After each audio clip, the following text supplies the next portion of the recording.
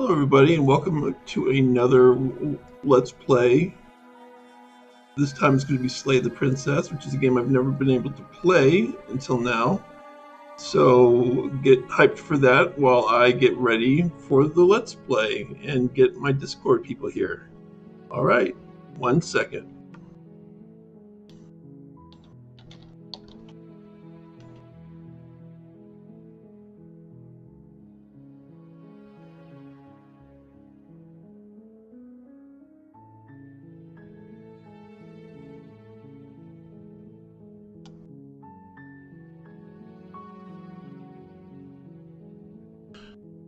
Alrighty. Hey Kevin, how you doing? Yeah, this does look like an interesting game. I'm really psyched for it.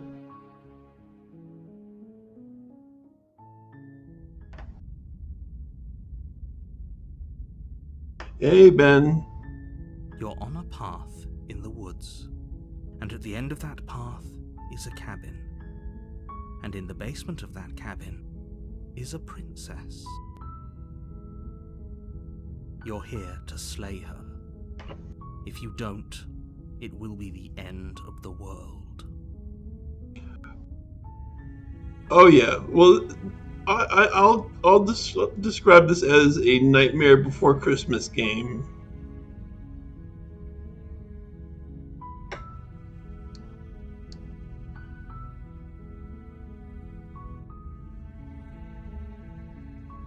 Let's see.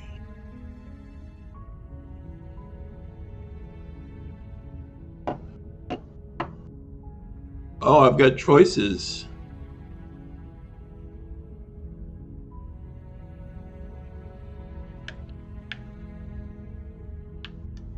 Okay.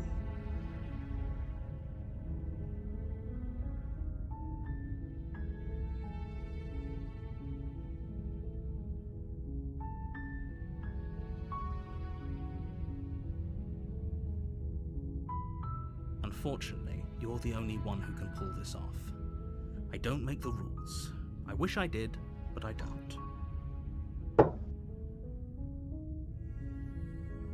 I'm talking about the end of everything as we know it. No more birds, no more trees, and perhaps most problematically of all, no more people. You have to put an end to her.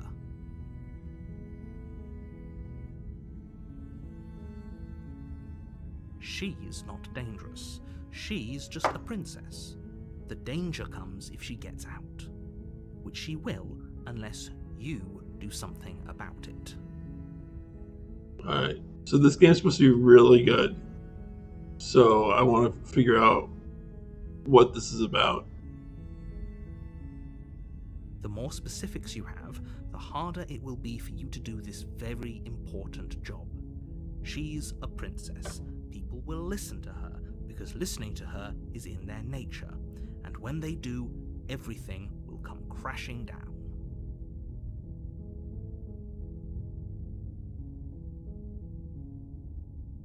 While I appreciate the mental exercise, we are running up against a bit of a ticking clock. Nevertheless, let me assure you, the princess is locked up because she's dangerous. She is not dangerous because she's locked up.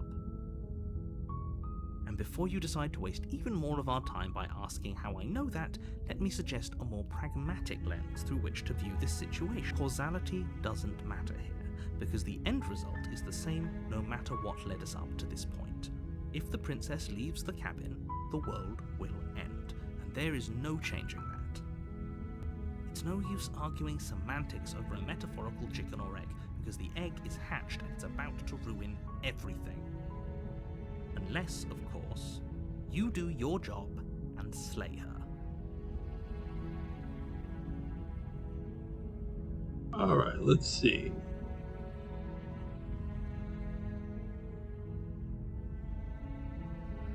Then I guess we'll just have to see what happens. But a word of warning. If you go in prepared to hear her out, she could easily trap you in her web of lies. And the more you listen to her honeyed words, the harder it'll be to pull yourself out. Then each and every one of us is doomed. So sure, go, talk to her. See how that turns out for all of us. You make your way up the short path to the cabin.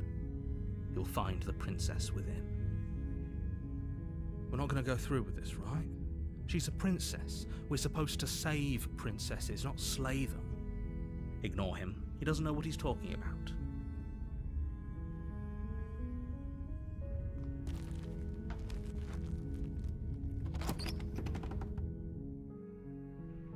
The interior of the cabin is almost entirely bare. The air is stale and musty, and the floor and walls are painted in a fine layer of dust.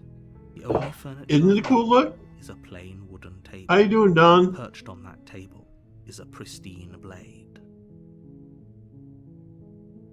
The blade is your implement. You'll need it if you want to do this right.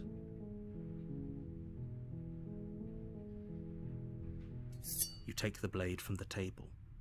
It'd be rather difficult to slay the princess and save the world without it.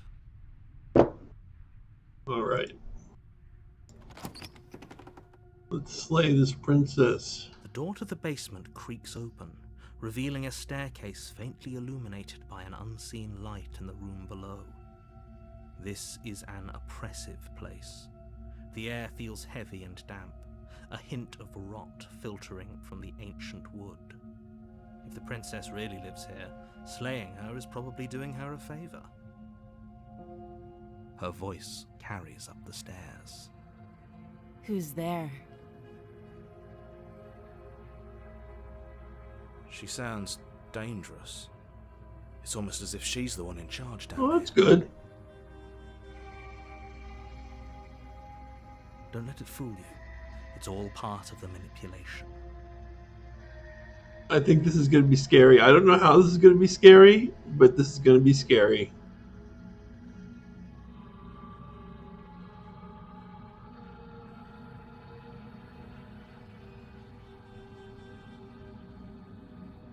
I don't trust the narrator either, but I also don't trust the princess. I don't trust anybody right now.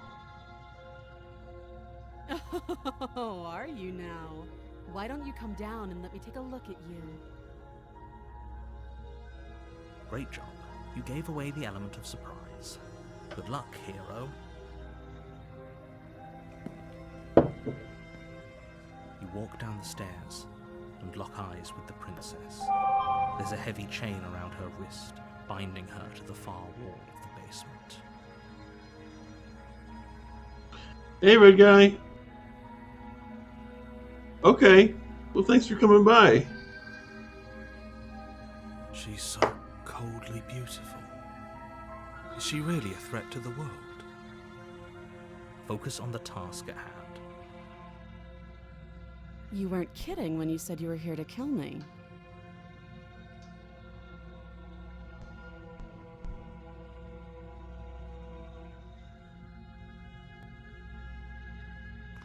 You step forward, your grip on the blade tightening as you steel your resolve. Oh? No talking then? Fine. What even makes you think you can kill me? I'm probably chained up in this basement for a reason, right? And if that knife is the only weapon you have, you'll have to get close enough to use it. So, you should just drop it. Best not to risk finding out what I can do. She's unarmed. If you hesitate now, it'll be too late. End this.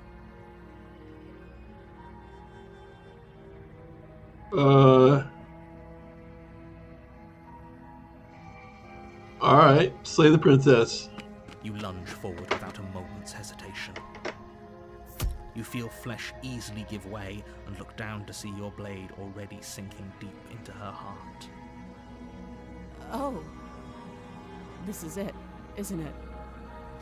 I'm almost embarrassed. I should have seen that coming. But I have to wonder, do you actually believe this was enough to kill me? It's like she's convinced she can't die.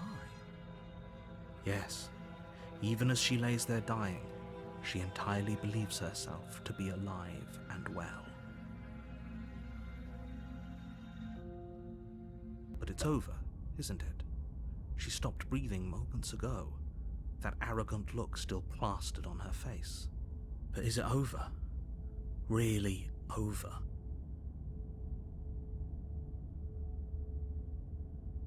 It's over.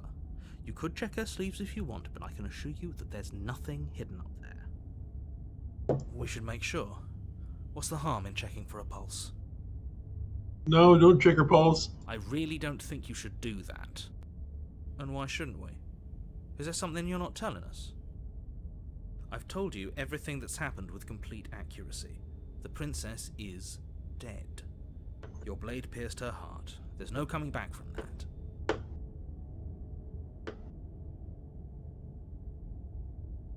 Yes, exactly. It's over. With your work done, you make your way back up the stairs, closing the door to the basement behind you. Why do I feel like we've done something terrible? You did kill someone. Greater good or not, something would be very wrong with you if you didn't feel at least a little bad. But it was for the greater good. One of these days that will sink in and help ease your guilty conscience. All right, well, GG, everybody. But that day isn't today. Let's just get out of here. You open the cabin door, ready to return to a world saved from certain doom. Uh-oh. Save. Only a world saved from certain doom isn't what you find. Instead, what you find is nothing at all. Where a lush forest stood mere minutes ago, the only thing in front of you now is the vast emptiness of some place far away. What happened? Everyone is fine. It's just that you and the cabin are now far away from them. Don't worry. You'll be safe here. This is good. Everyone is happy. You'll be happy.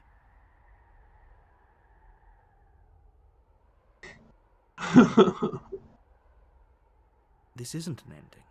In fact, now that the princess has been slain, endings are a thing of the past. No. This is the beginning of eternity. Your reward. This is what's best for everyone. Trust me. Time passes. You can't be sure if it's days or months or years or even decades. It's all a wonderful, boring blur. You've never been happier. Psst. Hey. We're not just gonna stay here forever, right?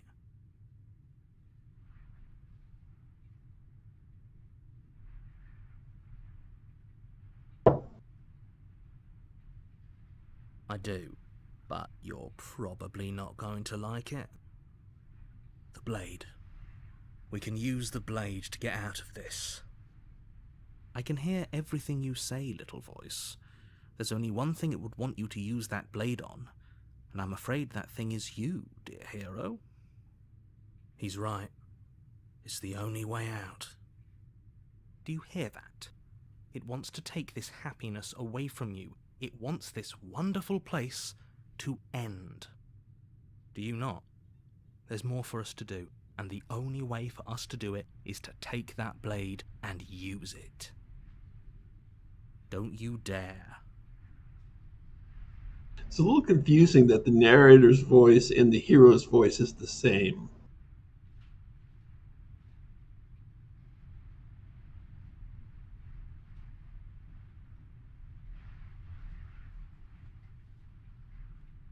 How astute. You are absolutely correct. Using the blade to kill yourself would kill you, and you shouldn't do it. In a sense, we'd die, but looking at things from another angle, are we even really alive anymore? This place, it's nothing. It's absolutely nothing. It's just the same thing, constantly, forever. I know this is out there, but trust me, I know using the blade will work. That little voice didn't want you to slay the princess. It didn't want you to be happy. I don't think I'm happy, though. I think it's just telling me I'm happy.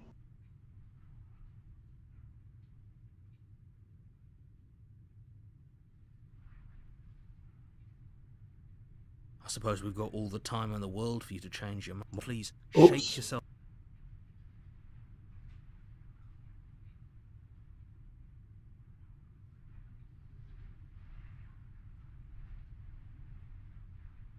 Okay. The little voices, please, fall on deaf ears. Eventually you pass into a blissful state of pure existence. Though words like eventually and pass ceased to have any meaning to you long before that shift, you simply exist. Happy. Forever. Whoa. Okay.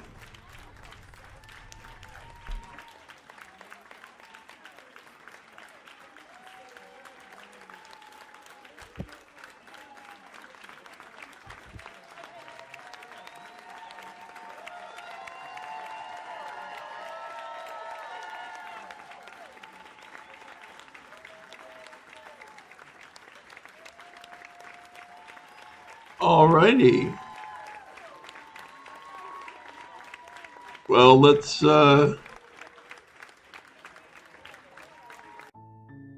get it. Let's do this again.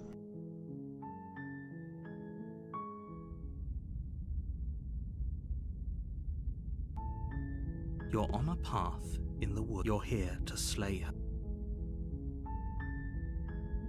I think this is going to continue on so that everything that I've done before is going to be remembered.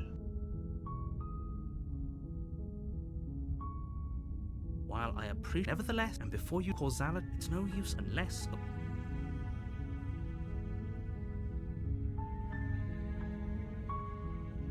That's the spirit. You make your way up the shore. Warning. She will lie. We're not going to go through. Ignore him.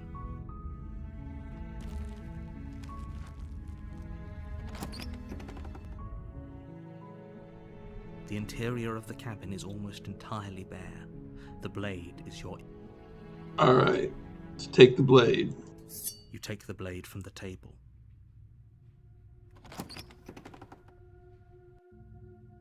The door to the basement creaks open, revealing a staircase. Her voice. Who's there?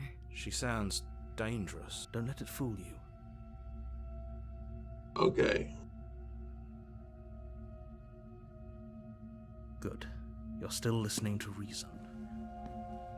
You walk down the stairs and lock eyes with the princess. There's a heavy chain around her wrist, binding her. She's so cold. Focus on the task at hand. And there you are. Are you here to kill me or something?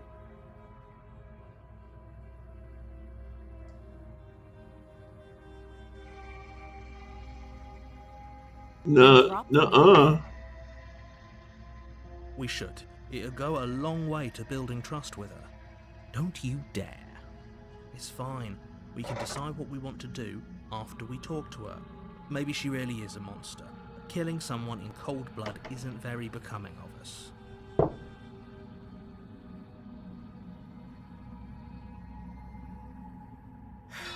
The blade tumbles out of your trembling hands and drops to the floor with an unceremonious clang. Thank you. Maybe now we can just talk. Against your better judgment, you step forward to speak with the princess face to face, unarmed. We'll be fine. I don't know what you're hoping to accomplish here, but I can assure you there's no reasoning with her. Just make sure you don't forget about the blade on the floor. You're going to need it. So here we are. What an awkward start to a relationship.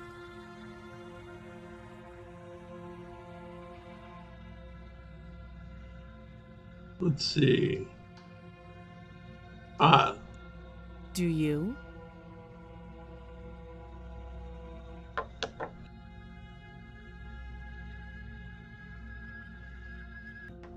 So, you're not going to share?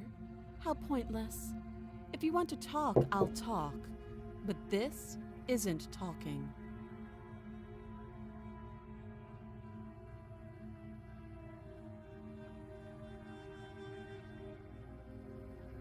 She hesitates before answering. You can address me as Your Royal Highness, or Her Majesty. Any honorific should do, really. Note the lack of detail. You can't trust her.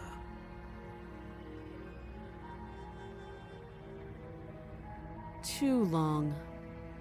Again, she offers no specifics. No matter how hard you try, you'll never get a straight answer out of her.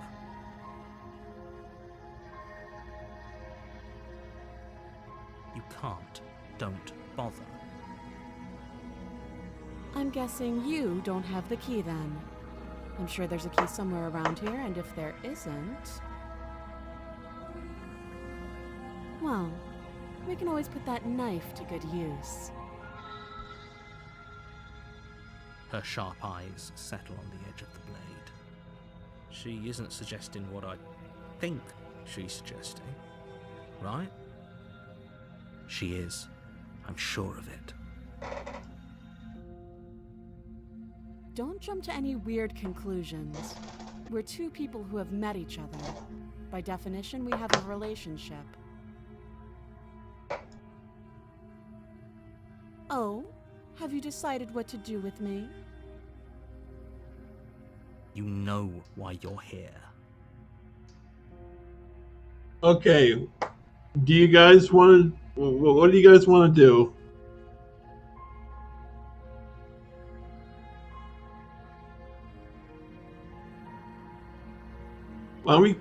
Why don't we keep her locked away?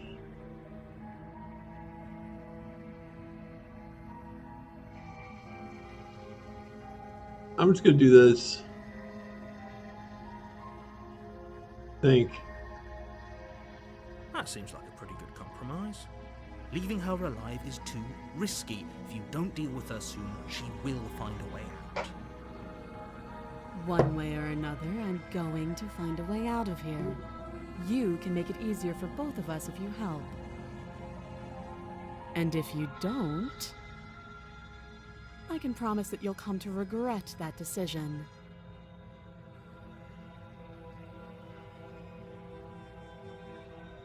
Yeah, exactly. Well, let's find out about this narrator too, because I don't trust the narrator. It's almost like Stanley Parable. You have to make a choice. Let's hope for all our sakes it's the right one.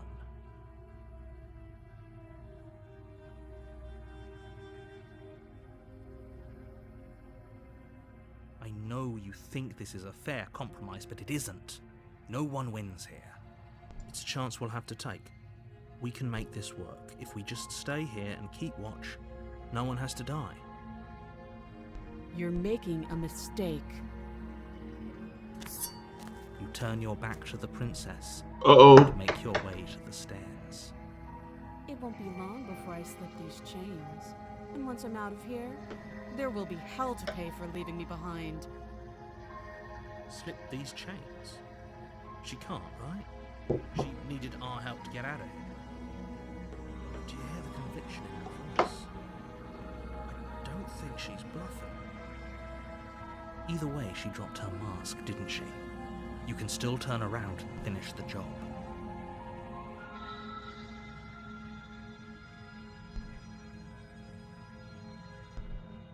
You'll be the death of all of us, but fine. Have it your way. Yeah, I'm insinuating that the narrator in Stanley Parable had an ulterior motive. Exactly, Stephen. You close the basement door, locking it behind you and quickly barricading it with the heavy wooden table that once held the blade. Okay, we can make this work. You settle in against the far wall to watch the basement door. It isn't long before you start to drift off, your eyelids heavy with fatigue. But sleep doesn't come. Instead, your rest is broken by a piercing, wailing voice calling out to you from the other side of the door. I know you're still there. Why don't you make things easier on yourself and let me out? It's not like this little door will hold for very long anyways. It's probably a good idea to try to get back on my good side. She sounds terrifying. Like she's less of the princess you saw and more like something out of a nightmare. As she violently rattles the door, you do your best to shut her out of your mind. Out of here, I'm going to pick you apart piece by piece. I won't forget what you did, and I'll never forgive it. You don't know the kind of enemy you've made tonight. It doesn't sound like she's getting any weaker. No, it doesn't.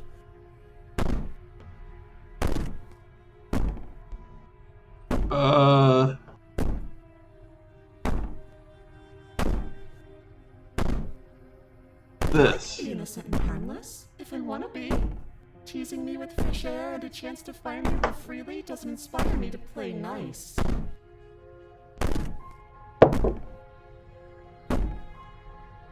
You put the princess's threats out of your mind as best you can and huddle up against the wall. You jolt awake in the middle of the night to silence in the cabin. The ruckus has stopped, and the door to the basement is ajar, its lock broken, and the table shoved out of the way. Where is she? Thanks for helping me get out of that awful basement. Oh, jeez.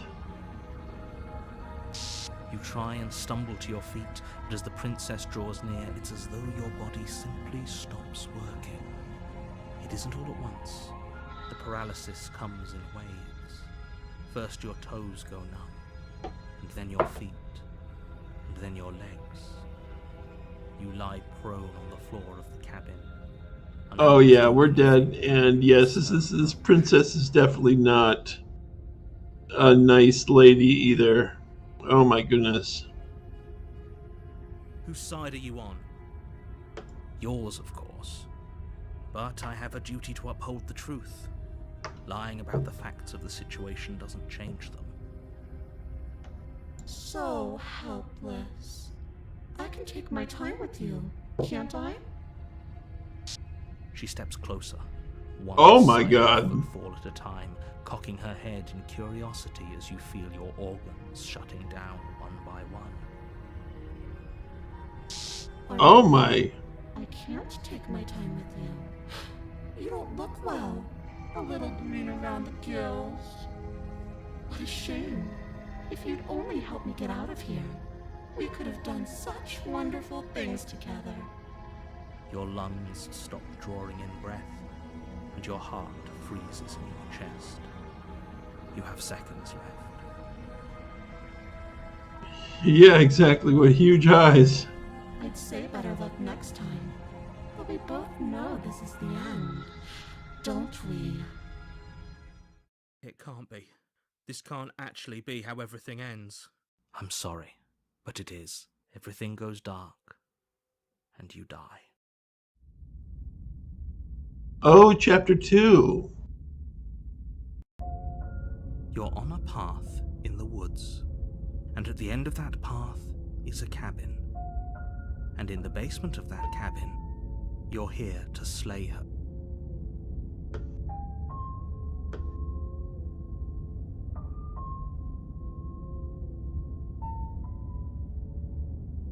I can assure you that you're not dead.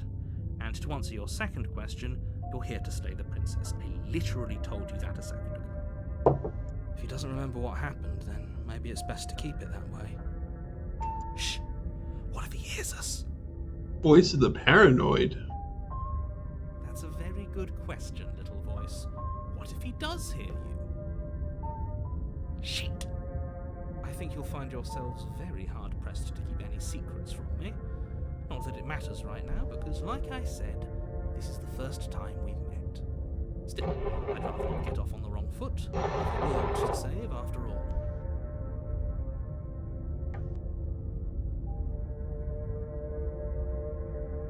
Those are two very different questions, but fine, I'll indulge you if that's what it takes to get you moving. Let's say for a moment that this really is the second time you've met me, or at least a version of me. You died last time, which probably only happened because you didn't listen to me. We couldn't trust either of you, and as far as I'm concerned, we still can't. All we did was lock her away. And how'd that work out for you? No comment. Well then, congratulations. You've been given another chance to actually do this right. And your solution is to send us back in there. Do you want us to slay the princess, or do you want the princess to slay us? Obviously, I want you to slay her. One of you poses a threat to the world, and the other doesn't. Anyways, I believe your other question was something along the lines of, what's the point of doing anything? If you're asking that, it sounds to me like you're making the rather dangerous assumption that your actions last time around didn't have any consequences. Oh. What do you mean? Of course there weren't any consequences. We were killed by the princess, and now everyone's Way. back where they started. That sounds pretty consequence-free to me. Speak for yourself. From my perspective, there were plenty of consequences. I'm never going to forget the way she just made us stop working. And that's only scratching the surface. If what you said is true, it begs the question of how you got back here. Did time simply rewind itself, or have you found yourself in another world altogether? If it's the latter, what do you think happened after you died? Do you think the people there lived happily ever after? Or do you think that the princess, left unhindered, brought about the end to everyone and everything, just like I told you she would? If she brought an end to everything and everyone, how are we supposed to stop her? What do you want from us? I want you to succeed. You'll find a way. You're the only one who can. Alright. Let's talk about this princess. Just be quick about it.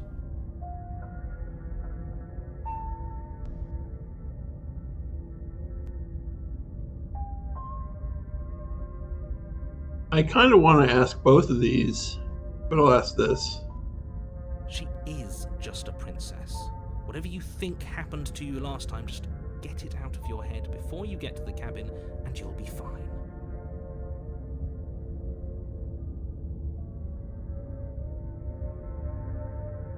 Like I said, if she killed you, it was probably because you didn't listen to me. Don't talk to her, don't trust her, just go in, do your job, and save the world.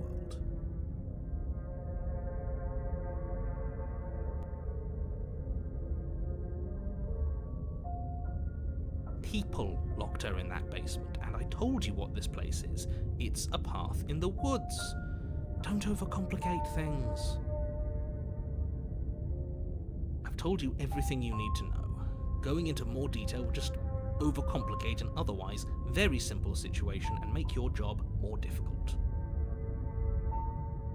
If you want us to stand a chance against her, we need to be armed with information. What is she really capable of? How are we supposed to stop her? Not to sound like a broken record, but the less you know about her, the better things will go for all of us. I know it sounds like I'm hiding something, but you're just going to have to take me at my word. He isn't telling us everything he knows because he doesn't trust us, which means that we can't trust him. Stop talking yourself in neurotic circles and just get to the cabin already. No, you should do anything but that. We know what's waiting for us in that basement. Yeah. Look, I'm not supposed to say this, but it's because you're special. You're the only person capable of doing this. Call it a prophecy, if that helps, but it's just the way things are. You can't just goad us into doing something by calling us special. It's manipulative. Why are you trying to manipulate us? I don't know, I kinda like being special. Okay, fine, maybe you can goad him into doing something, but he's not even the one who makes the decisions here. I'm not goading you into doing anything. You already know the princess is dangerous. All I'm trying to say is that you have to be the one to deal with her. I know it doesn't seem fair, but that's just the way it is. And for what it's worth, I know you have it in you to finish the job. Right, because we've done it before. We don't. You saw what happened to us last time. We need to leave. Great. Now, if you don't mind, the whole world is waiting with bated breath for you to save it from ruin.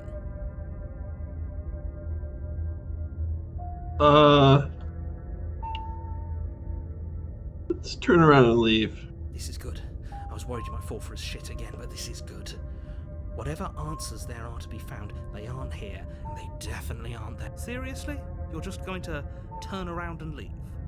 Do you even know where you're going?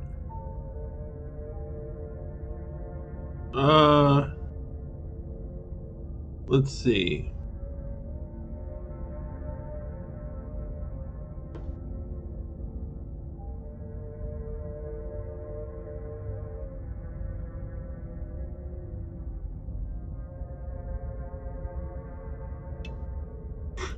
The only thing that matters is where I'm not going. Fine.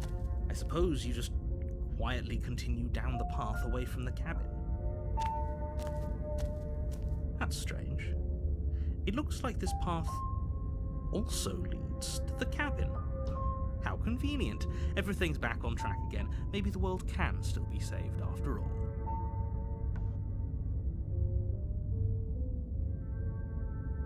You're really keen on wasting everyone's time, aren't you? It's remarkably selfish, if you ask me. I've already outlined the stakes of the situation. If you don't do your job, everyone dies. Like, dies. Forever. But fine, you turn around and trek back down the path you came. Wait, something isn't right. Can you still hear me? You're supposed to wind up back at the cabin again. Everything is getting...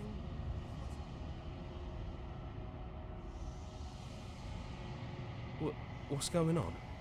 Where are we? Uh-oh. It's finally happened, hasn't it?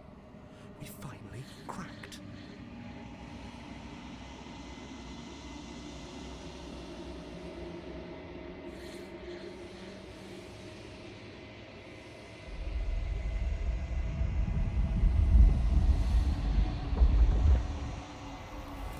Oh my goodness.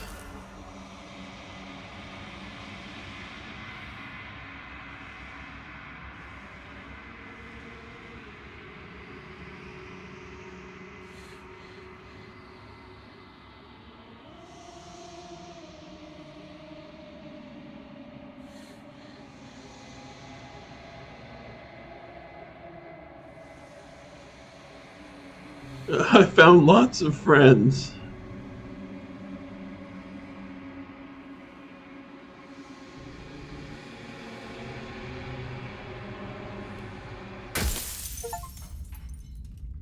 Chapter 1. You're on a path in the woods, and at the end of that path is a cabin. And in the basement, you're here to...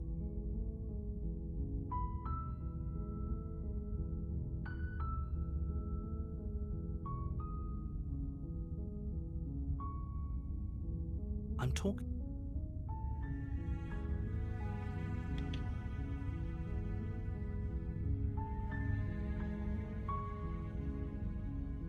All right.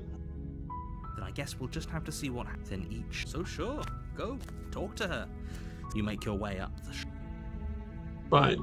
Let's go back up then. Exactly. The nice creepy friends we made along the The way. interior of the cabin is almost entirely bare. The blade is your... All right. Let's enter the basement. The door to the basement creaks open, revealing a staircase faint. Her voice Hello? Is someone there? is hypnotizing. It's the kind of voice you only have to hear once to remember it for the rest of your life. Don't let it fool you. It's all part of the manipulation. You're playing a dangerous game by coming here unarmed.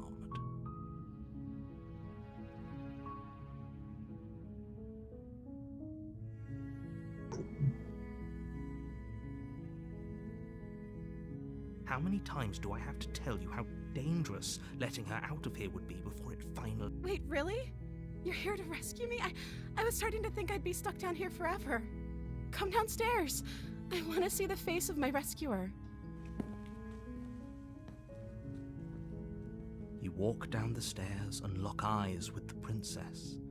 There's a heavy chain around her wrist, binding her to the far wall of the basement. She's beautiful.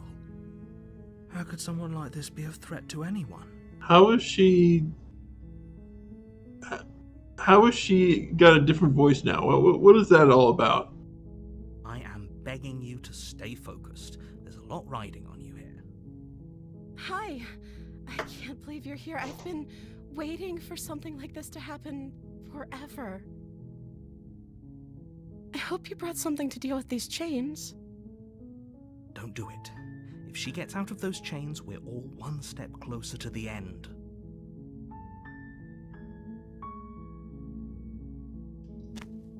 You're only making this more difficult. Thank you. Thank you. You're making a huge mistake. No, you're doing the right thing.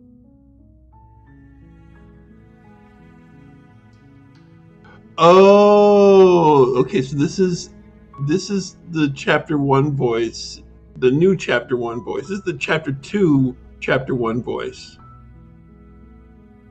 You walk up to the chains binding the princess to the wall and give them a tug.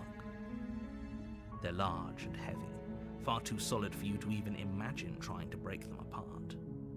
I'm guessing you don't have the key? Maybe it's somewhere upstairs. Doubtful. Whoever locked the princess away down here intended for her to never see the light of day. They wouldn't have just left the key to her chains somewhere in the cabin.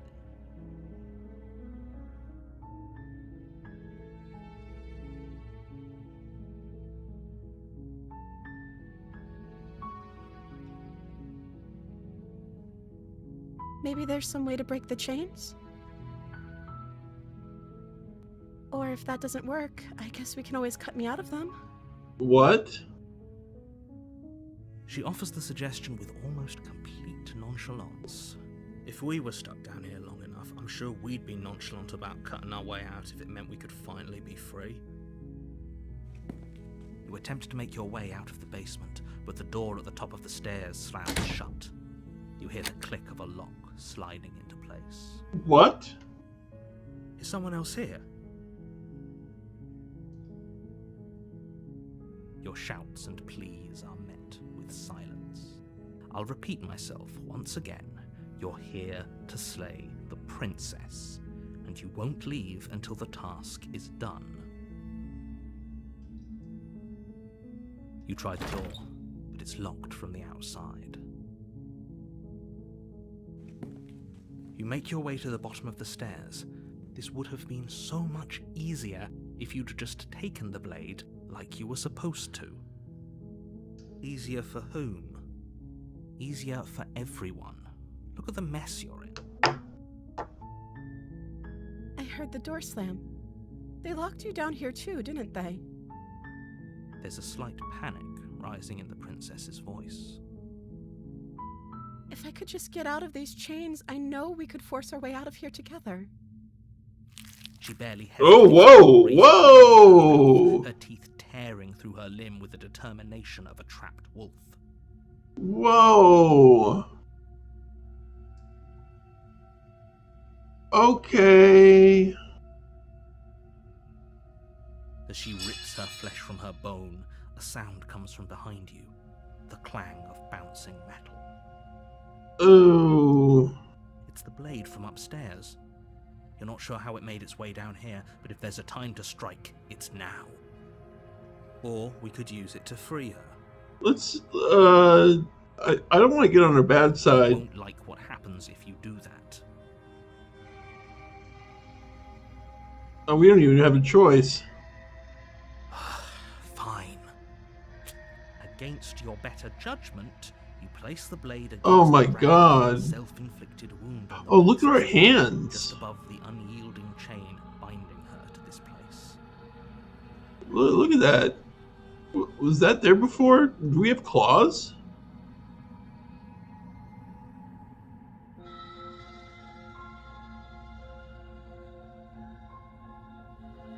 cut into her face. Oh man. The blade is sharp, Oh. and it takes little effort to crack through the bone of her arm. Her limb falls to the ground. Oh. The heavy chains follow suit. She didn't so much as utter a sound through the whole ordeal. No, she didn't. She smiles softly as her gaze meets yours, blood from her wounded arm dripping rhythmically to the ground. How is she still smiling after everything? It's like she isn't even bothered by what just happened. Thank you. Now let's get out of here. No, we won't have any of that. The stakes are too high. You can't just let her escape into the world. No, I can't just let her escape into the world.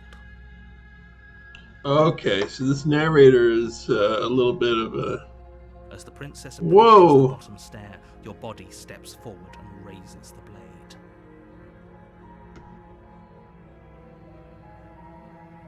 Yeah, I could see her having an extra spare arm somewhere.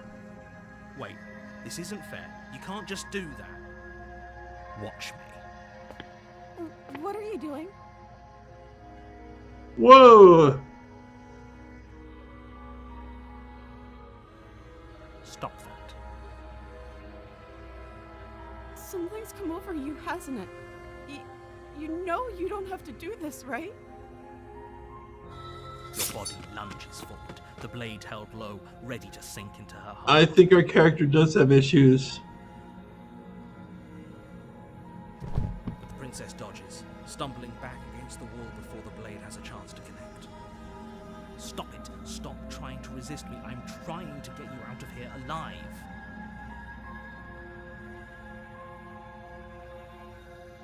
Resist. The blade! Move the blade! As your body remains frozen in stubborn resistance, the princess takes a cautious step forward. We both know this isn't you. She nervously reaches towards you and takes the blade from your infuriatingly rigid hands. What are you doing?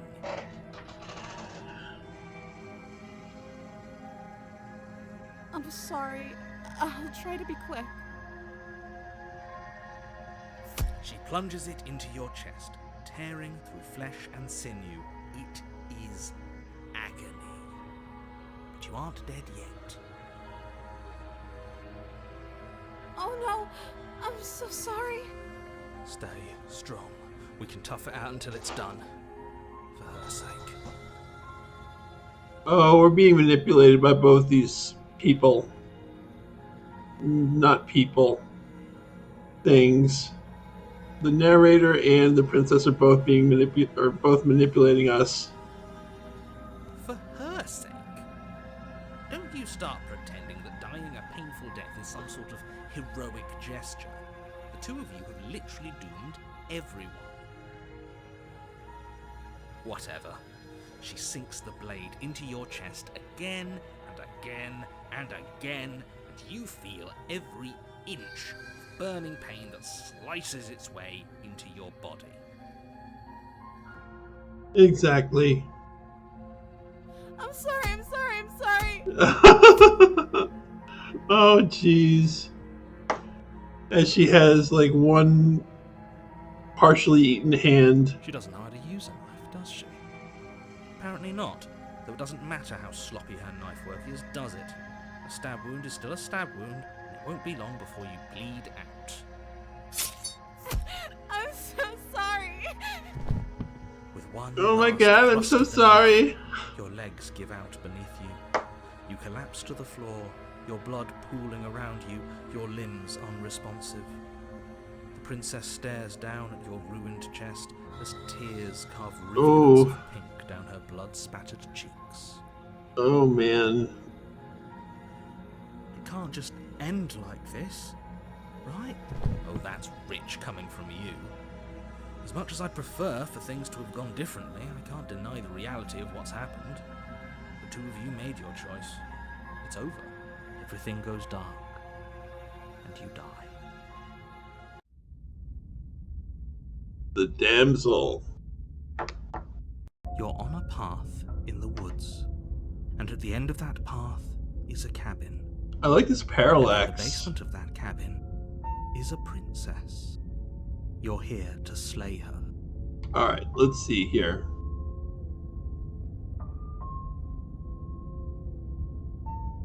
Oh, you bastard, you're in for it now. I'm wise to your tricks. My tricks? What on earth are you talking about? We just met for the first time. If he doesn't remember what happened, then maybe it's best to keep it that way. Yes, he didn't approve of us last time, did he? If we're going to save our beloved, we'll have to be sneaky about Oh, it. voice of the smitten. Oh, that makes sense because we were seduced by the princess, even though she ate off her hand. And so now there's another voice. Our beloved? Yes, you'll have to be very sneaky about your intentions if you're going to try and save the princess. Ah, so all of the cards are on the table. Then you should know that we and the princess are... Yeah, I like the voice of the The smitten. four of us will be foiling any and all assassination attempts you've got in the works. We'll see about that. Whatever you do, just be sure to ignore him specifically. Sounds like he's the sort who'd sacrifice the whole world for a peck on the cheek. What can I say? A world without love is a world that isn't worth saving.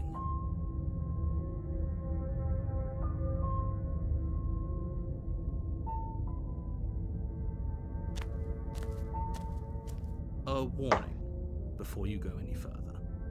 Dudley Do-Right. She will lie, she will cheat, and she will do everything in her power to stop you from slaying her. Don't believe a word she says. We already told you we're not playing along with your little game. It's your lies that can't be trusted. Her beauty is the only thing in the world we can believe in. I think we've already been over this. I'm pretty sure he just likes the sound of his own voice. I do, but I also speak from the heart. My passions are too great to be stifled. They must be expressed. Sure, yeah, your passions are strong and all, but not everyone needs to hear them. Some things are better kept quiet. Don't pay their bickering any mind. Focus on the...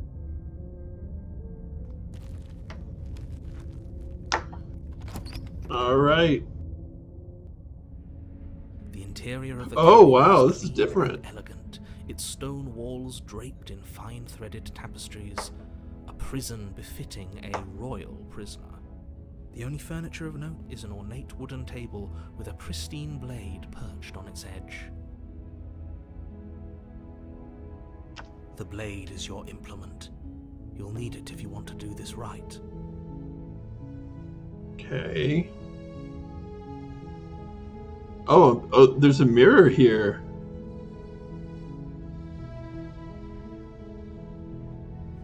You walk up to the wall next to the basement door. It's a wall. There isn't much to see here. What are you talking about? This isn't a wall. It's a mirror. Or at least it'll be a mirror once we wipe off that layer of grime. Yeah, let's see what we look like. You reach forward and rub your hand against the cabin wall. I hope you know how ridiculous you look right now. But there was a mirror a second ago. And now it's gone. Pity. We could have a feather out of place and now we'll never know. We can't gallantly sweep her off her feet if we have a feather out of place. A feather. Do we have feathers?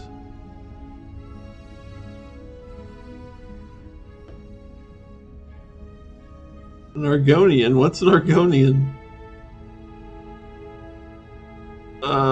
Should we take the blade? Should we enter the basement without the blade?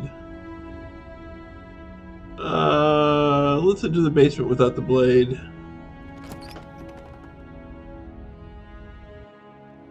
The door to the basement creaks open, revealing an intricate stairwell. Gold-trimmed carpet glimmers in the light of the torches positioned along the walls. The basement almost seems welcoming in the dim firelight. Oh, right. Actually, I've played the Elder Scrolls as well. It's been so long. But it's still a stone basement. If the princess lives here, slaying her is probably doing her a favor. A soft voice carries up the stairs. Hello? Is someone there? Her voice, it's somehow even Hey, more Daniel. beautiful than last time. I can hear wedding bells already. I've held my tongue till now, but you're taking this a little too far. We barely even know the princess. We can still do right by her without all this over-the-top fawning. Yes, for everyone's sake, you're not in love.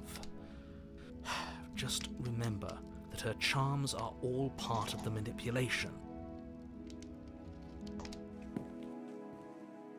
You walk down the stairs and lock eyes with the princess. There's a heavy chain around her wrist, binding her to the far wall. Yeah, I just don't want her to eat off her hand this time. Anything but that. My love, we're here to rescue you from your unjust and foul imprisonment. You know she can't hear you, right? She may not be able to hear my words, but surely she can hear my spirit. Oh, your spirit's plenty loud, all right. It's you, my dashing hero. I was so worried you wouldn't come back. Did you hear that? She said we're dashing. And she called us a hero. Flattery really goes a long way with the two of you, doesn't it? Waiting for you to come back. I didn't want to believe your ravings back in the woods, but this is next to incontrovertible evidence. You've been here before. That's right, villain, and you killed us. Well, she killed us. Only because he made us try and kill her. It was self-defense. Our beloved's hands remain unstained by cruelty. And you've died before. So an entire world has been damned to oblivion. I'd really hoped I'd be the first, but what's done is done. What matters is you have a chance to do it right this time.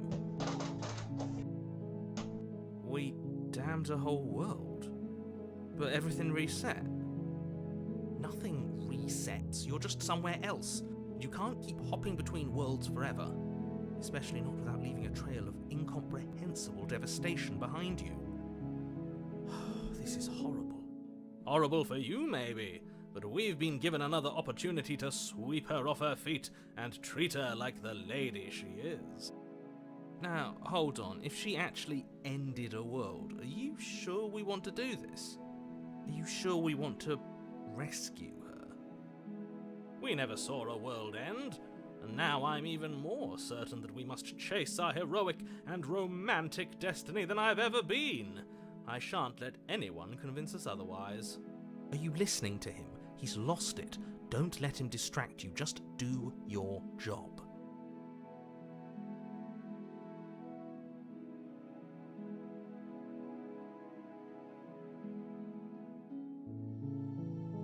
Let's see. I'm sorry. Didn't you want me to? Did we? We warned her of the cruel forces seizing our body. That's practically telling her to kill us. She is our No, beloved. it's not. She made the choice to free us of our misery, to show us mercy and make the best decision for everyone. Oh my gosh, the smitten guy. She made the best decision for her. Don't be so quick to assign kindness.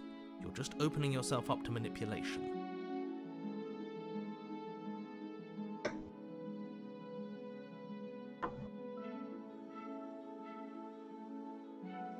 You died, and now we're talking. Oh, she's being evasive.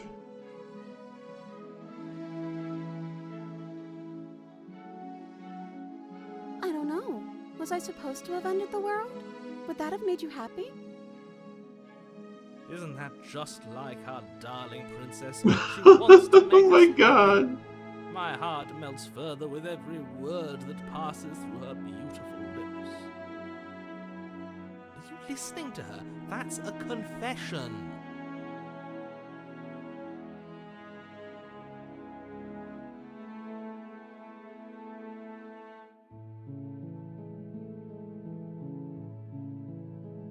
Then I didn't end the world. See? She didn't confess anything. She is innocence itself. I'm not so sure.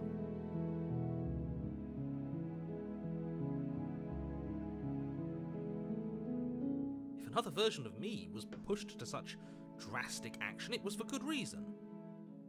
That's okay. You were just doing your best, and that's all that matters. She took that in stride, to a surprising extent. An almost unsettling extent, actually. That's because she's perfect. Do you think she has someone like him telling her what to do? She doesn't. There's no one else like me. I think he's right, because I like it better if she doesn't have some horrid little voice like him, always trying to drive her to violence. I'm gonna have to ask this. I hope this doesn't provoke something. I'm okay with whatever you come up with. You can cut my arm off again. Okay. We won't be laying a finger on her perfect wrists, and indeed, we won't even have to. Do you see how dainty her hands are? We'll be able to slip her right out with no harm done. What? No, she's a prisoner here. You can't just slip her hand through the chains. Why are you two arguing over the logistics of slipping her hand out of her shackles? She just said she'd be okay with any idea we came up with. Am I the only one here who thinks that's weird? She didn't care last time. Why should she care this time? That's our stoic, smiling angel. No, you're right. It's extremely bizarre behaviour and further evidence that she's a monster who's not to be trusted. So go ahead and slay her. Here we go. Oh, I can only rescue her. Okay. No, I can't let you do that. If you take another step towards the princess, You'll what?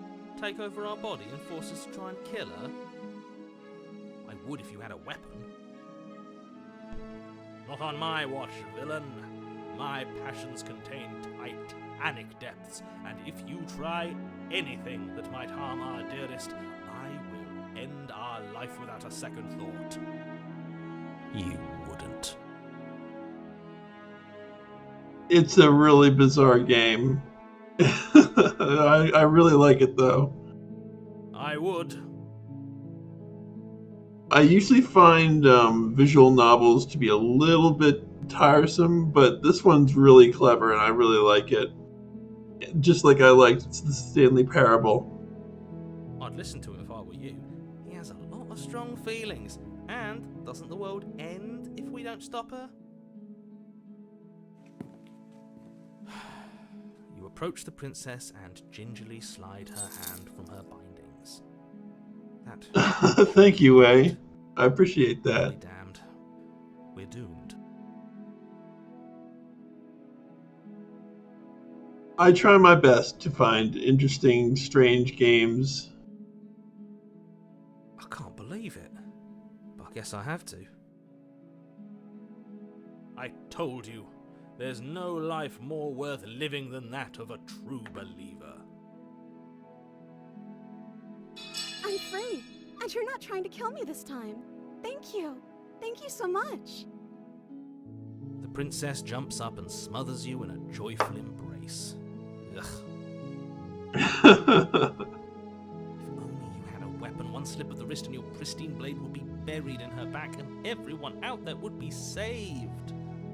Luckily for Mr. Romance, we don't have a weapon. Who needs a weapon when we have the power of love on our side? What do we do now? What do you want to do? Let me guess. End the world? Spoken with the rank cynicism of someone who has never felt love in his heart. I want to see the voice of the smitten guy get awoken with who this monster really is. I don't actually know. Nobody's ever asked me what I wanted before. She doesn't even know what she wants. You may have had her all wrong. Oh. What if this whole thing is just a misunderstanding? What if she doesn't want to end the world? You're so gullible. Is the only thing you've ever doubted the actual truth? I think I want to leave. And I think... The princess closes her eyes Uh-oh. in deep reflection. Uh-oh. Here comes the bombshell. And then she shrugs. I don't know. What do you want to do? Oh, okay. I want you to tell me what you want. There must be something you want. Do you want to end the world?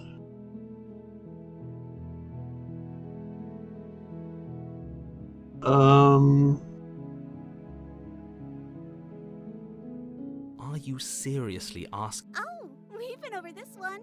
No, I do not want to end the world. Okay. Well then, I just want to leave. We can figure out the rest later. That sounds perfect. The princess takes your hand, the last hopes of the entire world slipping through your fingers as they intertwine with hers. Oh, look at the little sparklies. We have each other. We don't need the world for our happy ending. I like to think that you do, actually. Look, I have my doubts, but the choice has been made and this is happening. You don't have to mope about it. I will mope about it, because moping is the only recourse you love-blind fools have left me with. You and the princess walk up the stairs, hand in hand. Ugh, look at the way she's smiling at you. She doesn't have to be so happy about this. And what happens after we walk up the stairs? Let's see. Oh, isn't that interesting? The door slams in your face and the lock clicks. That's a familiar move. Did I do that last time?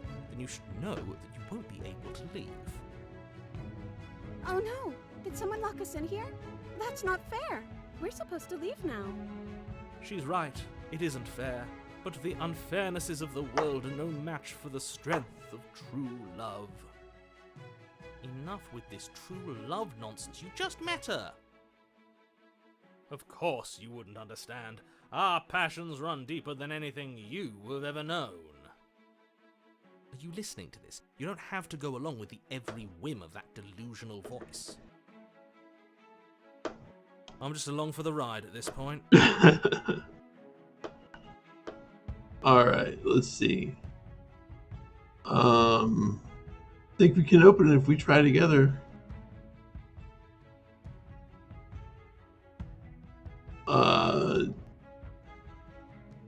Well, I don't know. Do you think I can?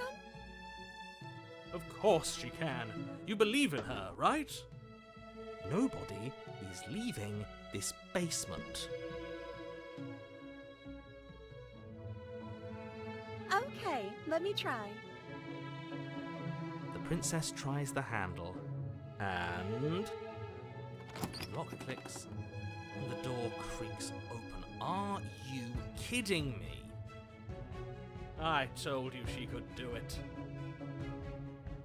You and the princess make your way upstairs, and the blade, that's right, there's still a chance for you to do the right thing. Take the blade from the table and slay her before it's too late.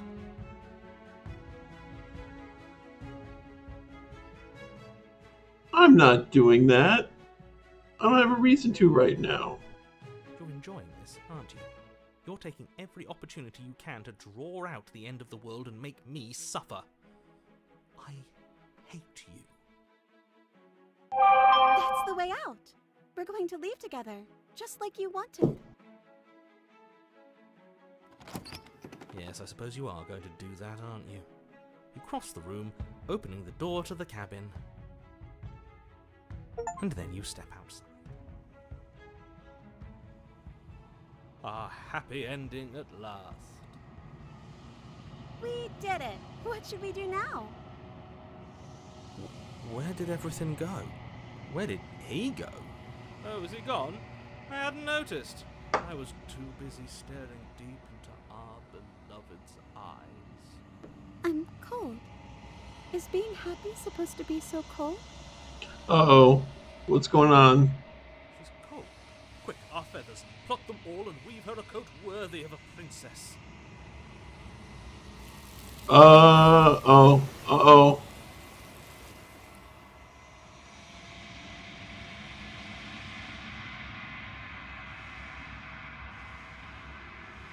What the? She's gone. Where did she go? Should we try and find her? And is that a mirror? Why is it here? Why now? Yeah, where did the narrator go?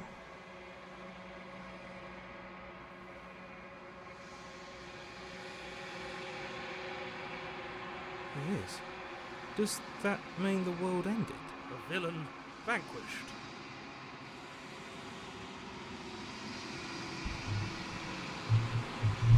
Something dreadful about it. I don't think you should. Yes. I fear that we won't like what we'll see. What if we just sit here and preen for a while? That can't hurt, right?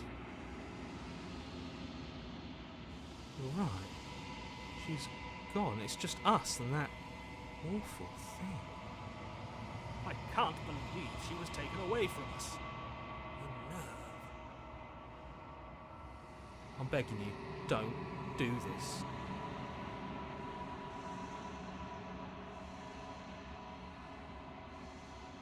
All right.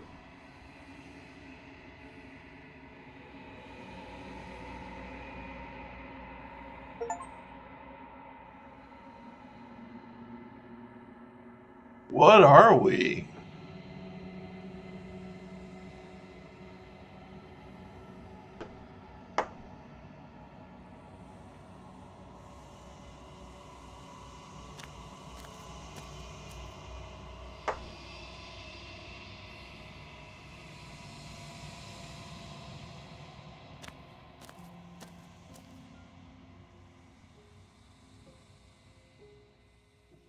Oh, this is an interesting picture. What the?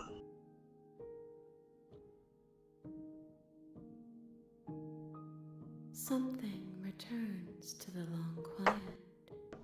It has surrendered its path of annihilation and brings me the gift of a fragile vessel.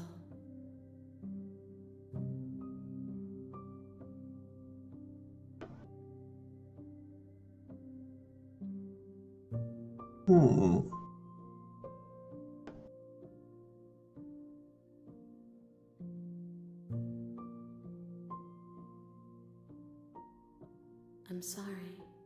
There are some changes that can never be undone. There are some tears that can never be unshed. This is not a place that can hold a fragment of a concept. The moment she arrived here, she was going to return to me. I promise Oh. it doesn't hurt.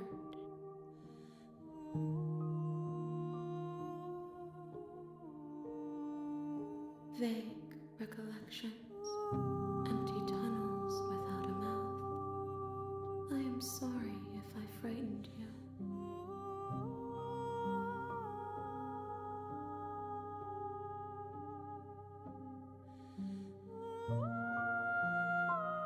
She is part of me, and part of me is her.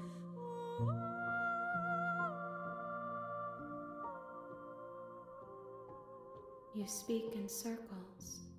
Does it matter where one thing begins and another ends?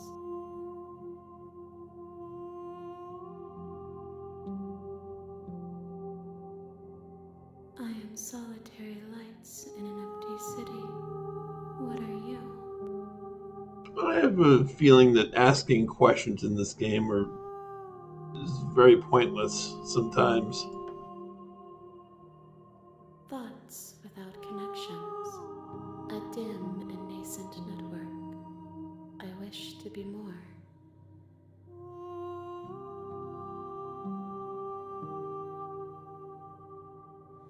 I think that you are like me. We are oceans, reduced to shallow creeks. Yes, nerves and fibers to feel the worlds beyond. Perspectives to make my own. This one is soft and delicate. You molded her to love you, and she'll make for a gentle heart. Do not mourn her. She has served her purpose.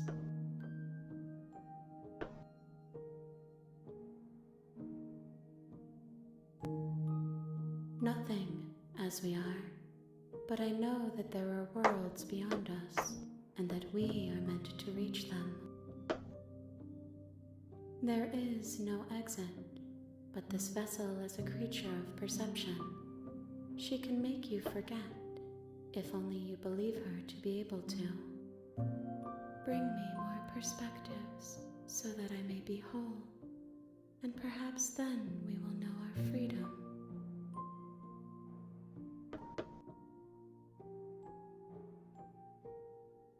I have not lived. I am not afraid to die. Oh, okay. Everything, until we meet again. More than you have found, but less than there are to find. I am infinite. The rest will find their own way home.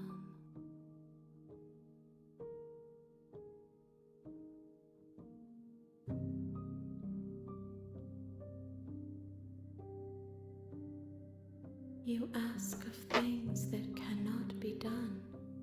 To destroy is merely to reshape, to remold.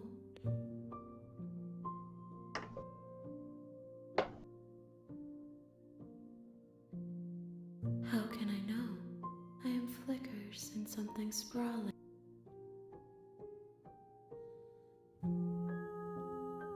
Then we will be here forever, as we are now.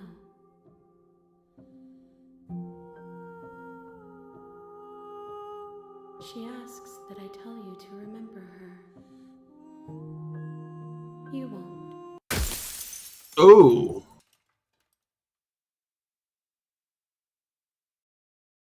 You want to know what would happen if you asked her for a high five right now? You'd probably die. There'd probably be a million high fives. Oh, it's chapter 1 again. The Hero and the Princess. You're on a path in the woods, and at the end of that path is a You're here to...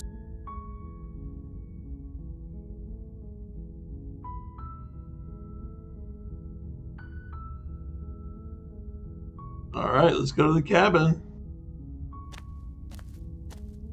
You make your way up the short path to the cabin.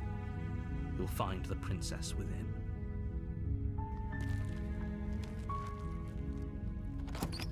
Wait, there's no other voice in my head. The interior of the cabin is almost... It's only the narrator.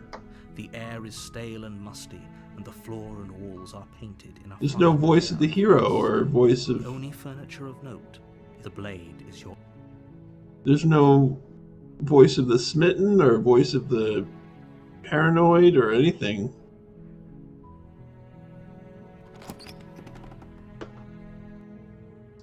The door to the basement creaks open.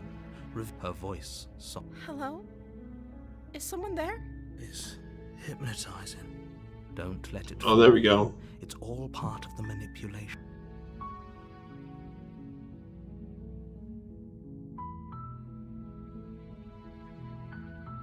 How many times do I have to... Wait, really?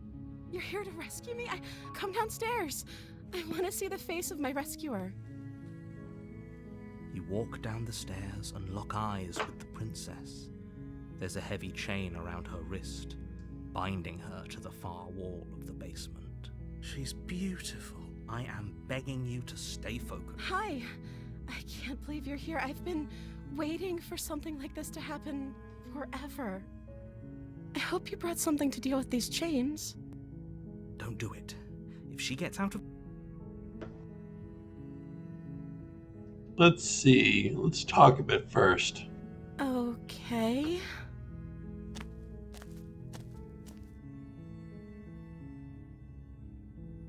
Oh. She pauses, carefully formulating her words before she responds. You can address me as Your Royal Highness. Or you can just call me Princess if Your Royal Highness is too formal. Is Princess her name or her title? What if it's both? Could you imagine being named Princess Princess? Princess. Like I said, you can call me Princess if you'd like. I'm sorry. I've been down here so long, I guess I've just forgotten. I must have a name, though. Everyone has a name. Okay, that's weird. She hadn't even thought to pick a name for herself. Hopefully you're starting to see that she can't be trusted. Go back upstairs, get the blade, and slay her before it's too late. No, she seems nice. If I'm the first person you've seen in a while, what have you been eating or drinking? And how do you go to the bathroom? I don't see what that has to do with anything. This is the only time this is ever going to happen, but I agree with the princess. That's hardly relevant. Okay, but actually, what has she been eating? She has to eat, right? Yeah.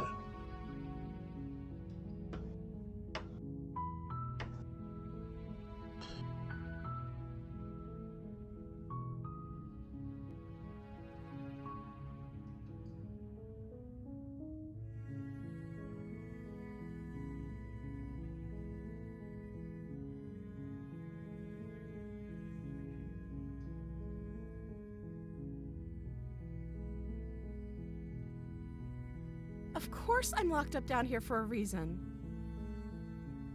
I don't actually know what that reason is, but you don't just stuff a princess in a basement and throw away the key without there being some sort of an explanation, right? You have all the explanation you need. You should know better than to trust whatever she comes up with.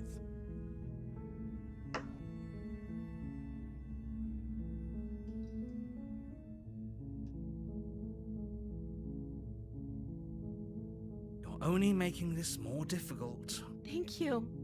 Thank you. You're making a huge mistake. No, you're doing the right thing. You walk up to the chains binding the princess to the wall and give them a tug.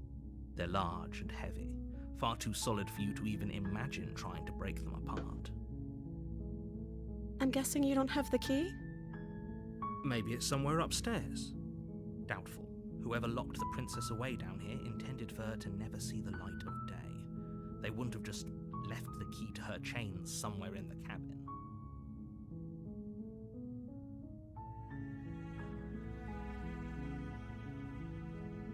Okay, I think if we choose this, she's going to eat her hand off. I'm going to check upstairs. Okay.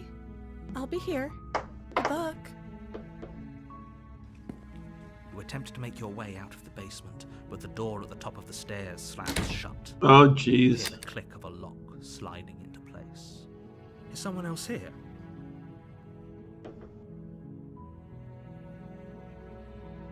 You try the door, but it's locked. You make your way to the bottom of the stairs.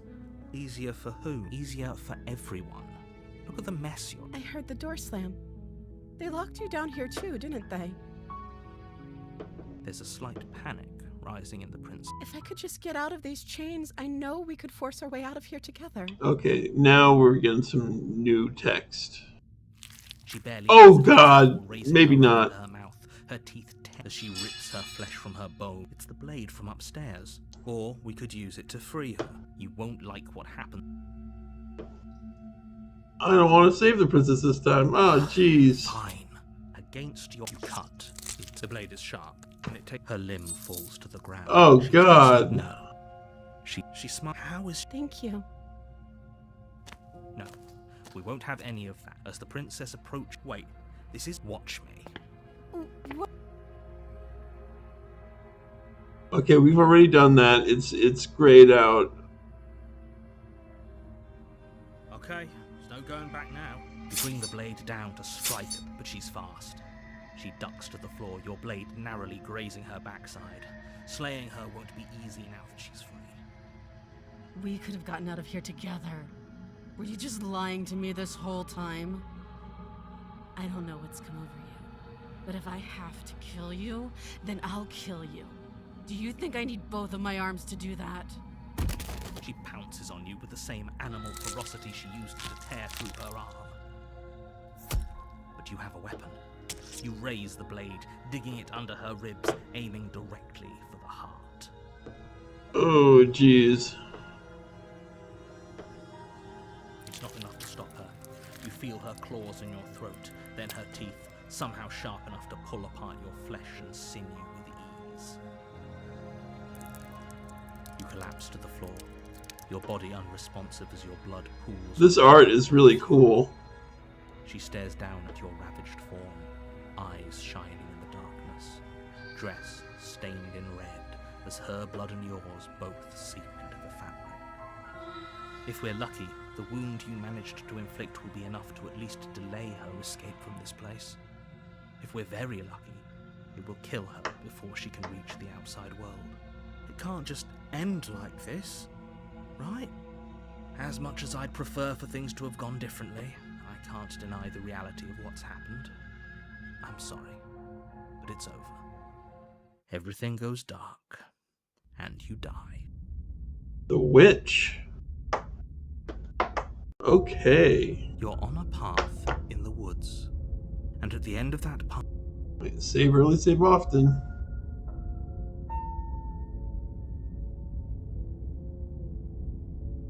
you're here to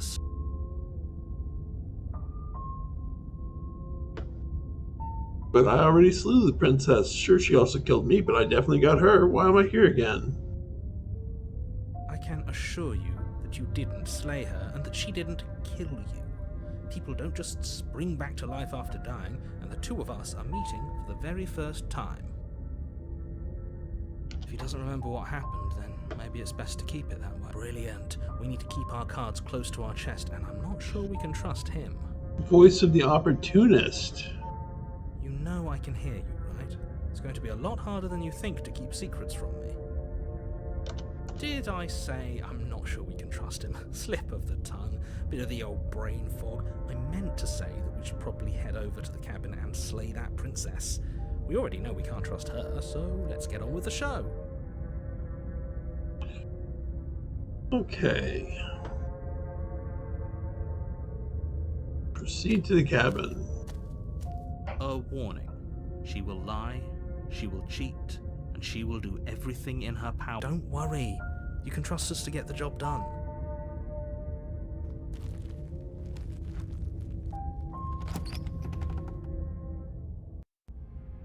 The interior Oh of the my cabin goodness. is a mess of twisted roots. The walls a chaotic weave of knotted wood that, almost as if by accident, just happens to resemble a room.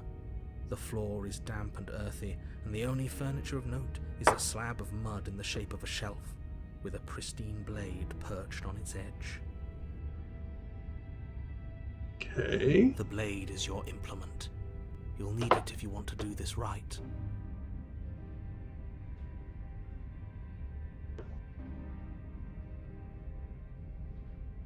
Alright, thanks for coming, Steven. Let's see here. That's because there isn't a mirror. There's the muddy shelf. There's definite, but he says there isn't one. That's gotta count. Oh, I'm sure we look great.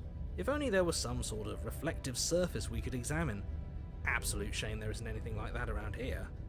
You do see it, right? I don't know how to read you. I see all sorts of things. But do you see the mirror? It's a simple yes or no. Help me out. I'm not lying to you. Use your eyes. There is no mirror. Why would I lie about something so meaningless? What good would a mirror even do? Let you waste time preening yourself instead of doing what needs to be done.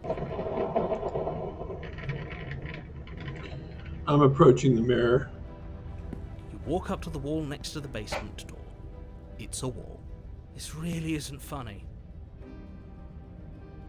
You reach forward and rub your hand against the cabin wall. I hope you know how ridiculous you look right now. Well, at least we can all agree now that there's nothing to see here. Case closed. Good work, everyone. Alright. Let's enter the basement without the dagger. No blade. Hope you know what you're getting us into. It'll always be here if we need it. Sure, that was also true last time and we still died, but we definitely know what we're doing this time.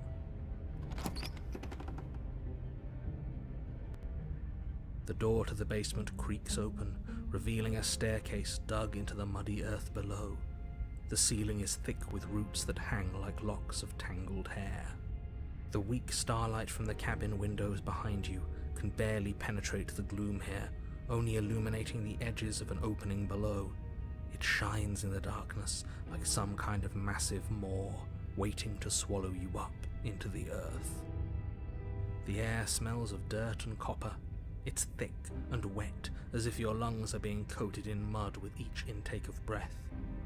If the princess lives here, slaying her would probably be doing her voice. Something nasty finds itself on my stairs. Uh-oh. Come on down. Don't be scared. I probably won't bite. Can I get that knife? I'm not nasty. But you are. You're a wretched little thing. I recognize that voice as easily as I recognized your nervous little footsteps coming up the path. I know who you are, and I remember what you've done.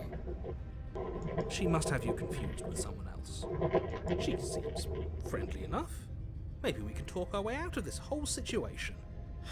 You can't. Unless you slay her right away, she's going to break free and end the world. There's no reasoning with what she is. Look, I'm just throwing ideas out there. I like to think out loud. I'm the kind of guy who likes a discussion. Don't we want to hear what everyone has to say before making any big decisions? Do you want to hear what everyone has to say? Or do you just want to hear yourself talk? You need to stop lingering. Your task is to slay the princess, not endlessly debate about what to do with the princess. Fine, fine. You're the boss. Thank you. You descend the basement steps, entering the dark room below. You can just make out the shape of the princess in the gloom. She's huddled against the far wall, her eyes bright and glaring from amid the thick roots. And there you are, once again seeming to offer a helping hand while likely hiding the other behind your back. Fine, I'll play along for now. What do you want?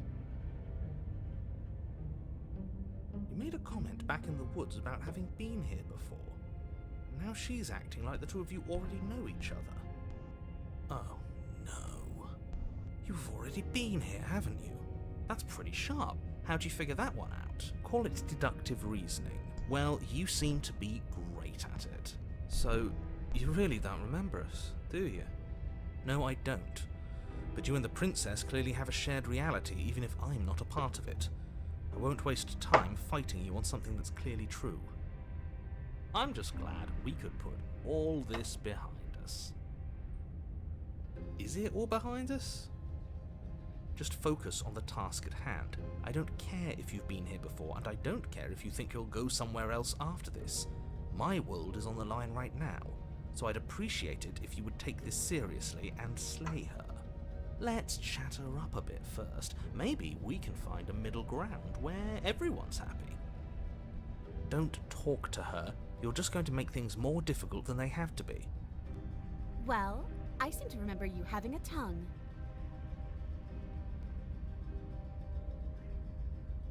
All right.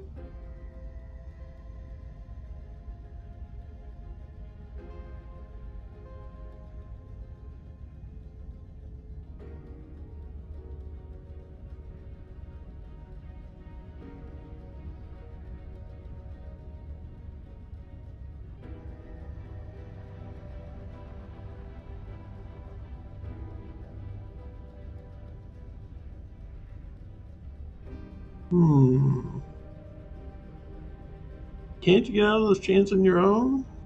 Those chains didn't stop you last time. Oh, of course. They're nothing to me.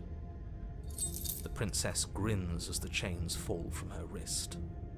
She could have gotten out of those the whole time. That sneaky little... A woman after my own heart, really. She knows how to hold her cards close to her chest. This is why she can't just be abandoned here. If left to her own devices, she'll find a way out. Now stop her.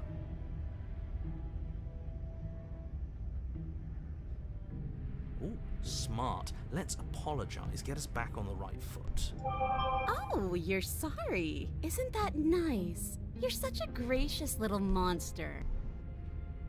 If you're sorry, then let me out of here. Prove it.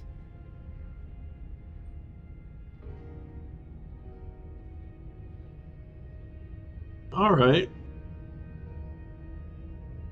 Yes, let's. She creeps forward, taking one cautious step at a time until you and she are face to face. The Shrek remake is weird. She never breaks eye contact, even as the two of you find yourselves face to face. She's silent for a long moment, as if testing to see what you'll do now that she's within arm's reach. After you, darling. You're the one it lets come and go. It's best if I follow. Oh no, we can't have that. If anyone is going to turn their back on anyone else, she's going to turn her back on us. It shouldn't matter who leads and who follows. We're working together here. Well, if it doesn't matter, then she can go first. We may be in this together, but that doesn't mean we have to trust her. Somebody has to go first, and it might as well be us. We're the ones who broke her trust last time. You're talking a lot about trusting someone who, by her very definition, cannot be trusted. I don't know how many more warnings I have to dole out, but if you help her out of here, you're going to regret it.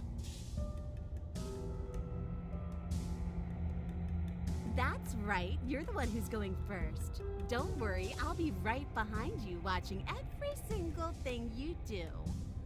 That's exactly what I'm worried about. You step onto the stairs and begin your ascent from the basement. The princess follows close on your heels, perhaps even a little closer than you'd like. You're only saying that because you want us to feel nervous. I do want those things, but I want them for a good reason. I don't need... No. Oh, whoops.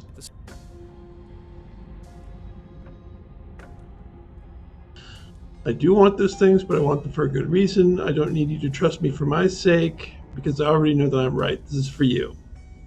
We walk backwards up the stairs. I think it's a smarter idea. She can't sneak in and attack if we're facing her. All right, now we're back. But the princess is silent as you both continue the climb, and in no time at all, the upstairs of the cabin is within reach. Isn't that a relief? We're fine. Nothing happened. You're not even going to wait until you're through that door to proudly claim your victory, are you? Why did you just say that? I think we know why. You feel something dig into your shoulder, sharp and piercing. The princess clawing at you and pulling you down with her full weight. Together you tumble back down the uneven stairs, your body and hers crashing against the unyielding wooden roots, until finally you both separate with a bone-shaking thud against the basement floor. You feel something pop. Oh no. The princess lands against the far wall, gasping as she struggles to recover from the impact.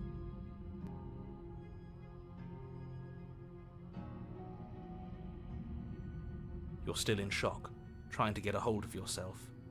She grins as you continue to remain exactly where you are, cackling derisively as she watches you realize that you won't be getting up. Wait, why won't we be getting up? I'm afraid your back is broken. One unlucky fall is all it takes, really, and you had several. You know what?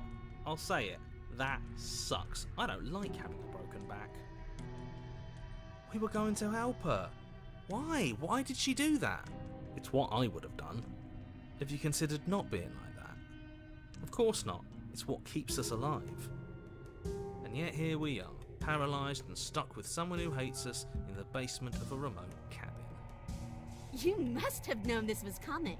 The arrogance of turning your back to me after everything you've done.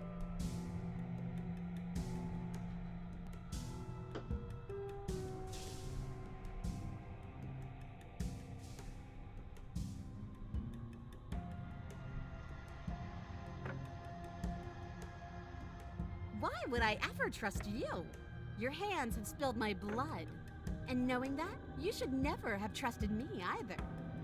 You should have known I would never walk hand in hand with a loathsome thing like you. By our very natures, only one of us could make it upstairs unscathed. Someone had to make the first move. Better me than you.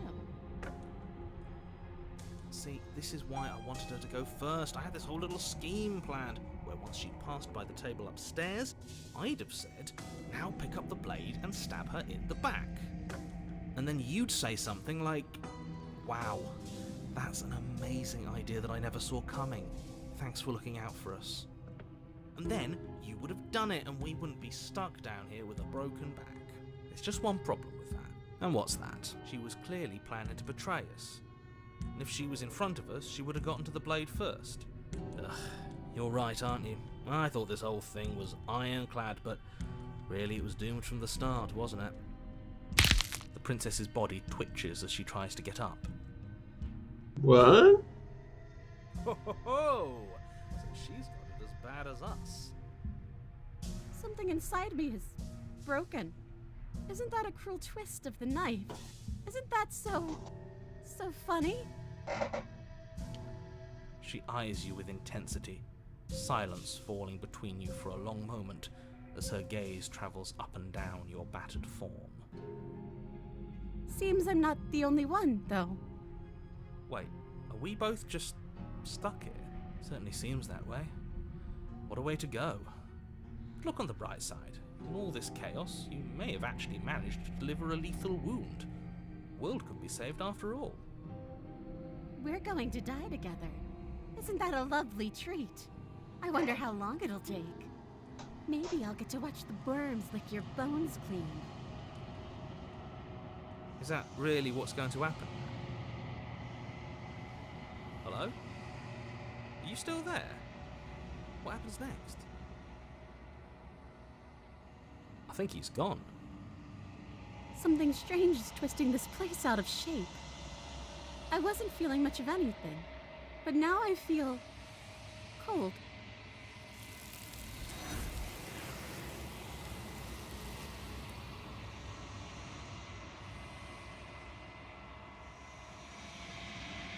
She's gone.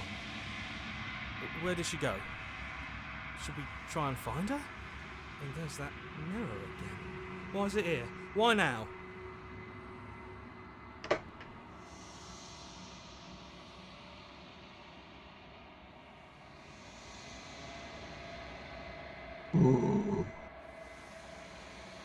But it feels so bad.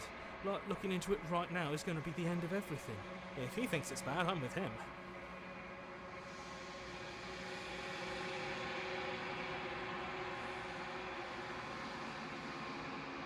Okay.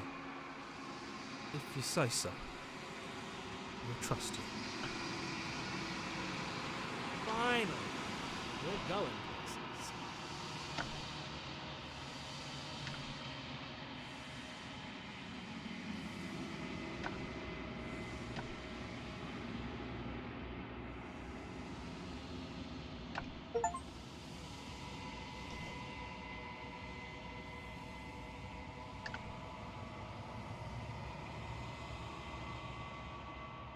The long quiet.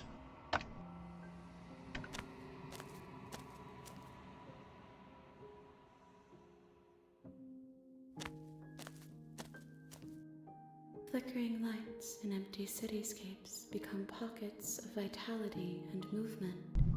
I am more than I was before. Whenever you are ready, I will wipe your slate clean once again.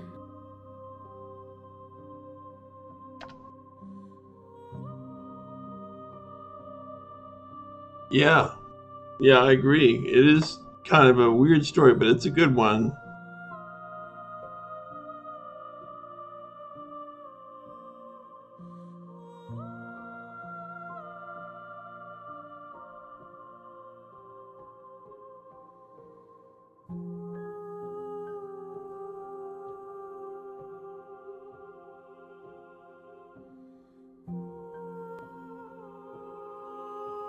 Why wouldn't I be kind to you? You are the only thing I know that isn't me.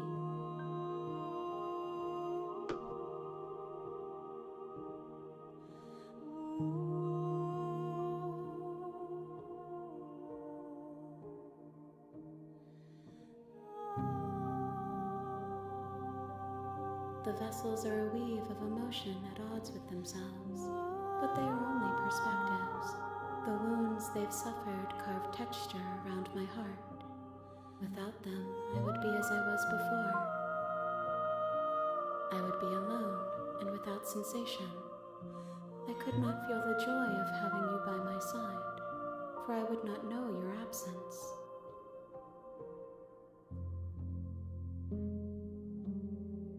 Eyes close in reflection.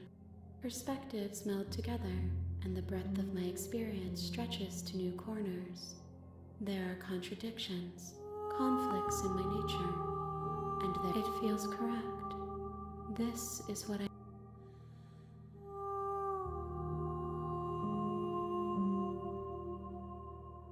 If I am to be an ocean, you have given me enough to build a pond.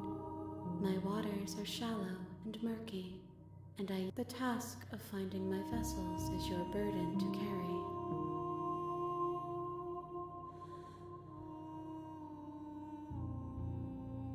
This one is hope, marred by bitterness. She could see the end of the tunnel, and the door was closed on her. She will make for a righteous and weathered heart. Do not mourn her. She is finally on the other side.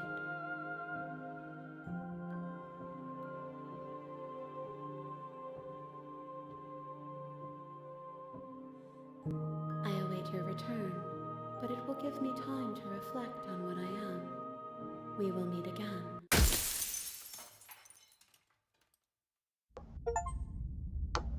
The Hero and the Princess. You're on a path in the wood. You're here. Alright, let's see.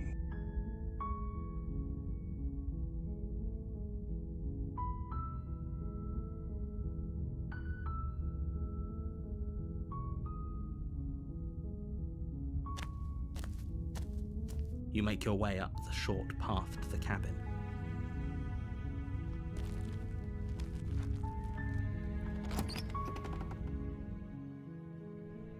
The interior of the cabin is almost entirely bare. The air is stale and musty, and the floor and walls are painted in a fine layer of dust. The only furniture of note is a plain wooden table. Perched on that table is a pristine blade. The blade is your implement. You'll need it if you want to do this right. The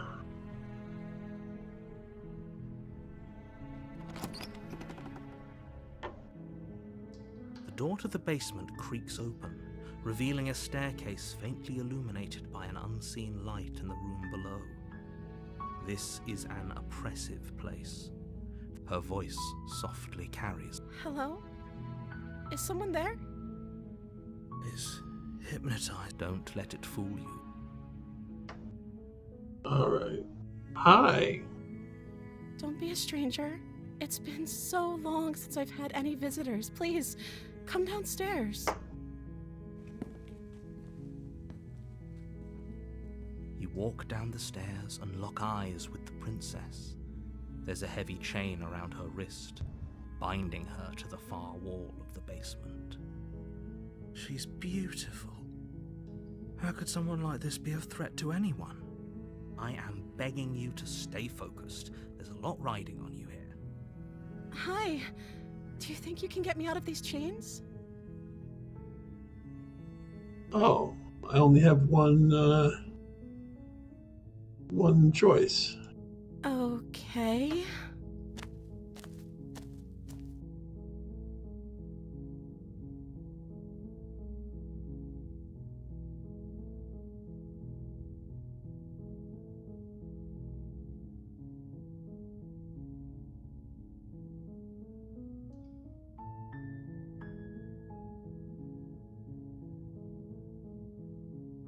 Of course I'm locked up down here for... I don't actually know what that reason is, but you don't just stuff the Okay. princess. You have all the explanation.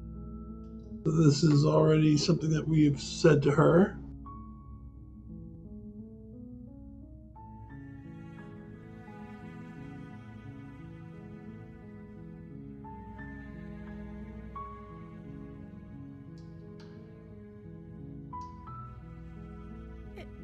Is that why they threw me down here? But I don't want to hurt anyone. I like the world, I think. I don't remember much about it, to be honest. I've been down here for so long. That's... How long has she been locked away? Did they tell you how I'm supposed to end the world?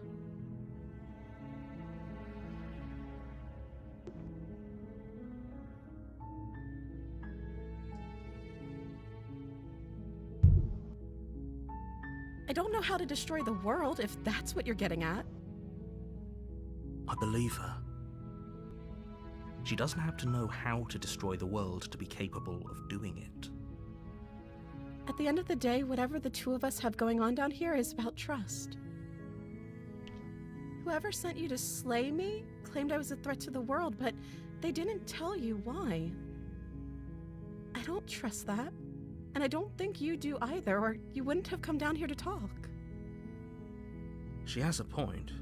We're talking like this for a reason. So this shouldn't be about what I'd do if I got out of here, or me saying the right thing to convince you to save me. This is about how messed up this whole situation is. This is my life we're talking about.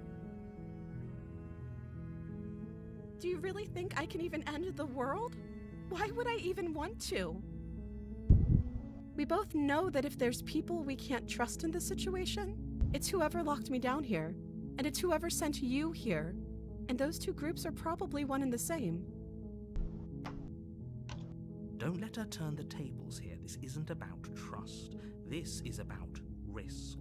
We stand to lose everything, all for the sake of one person, and a subjugating monarch, no less.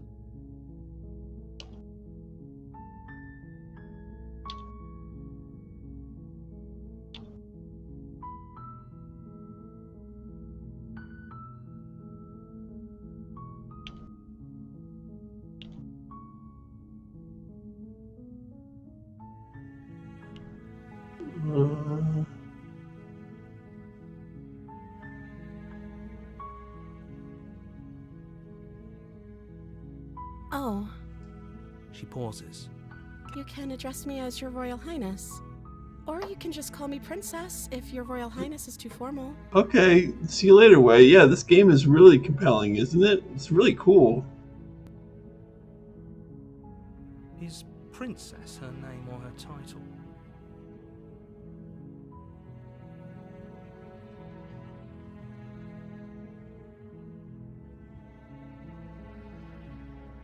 That seems like a pretty good compromise. I don't think I could bear being down here that much longer.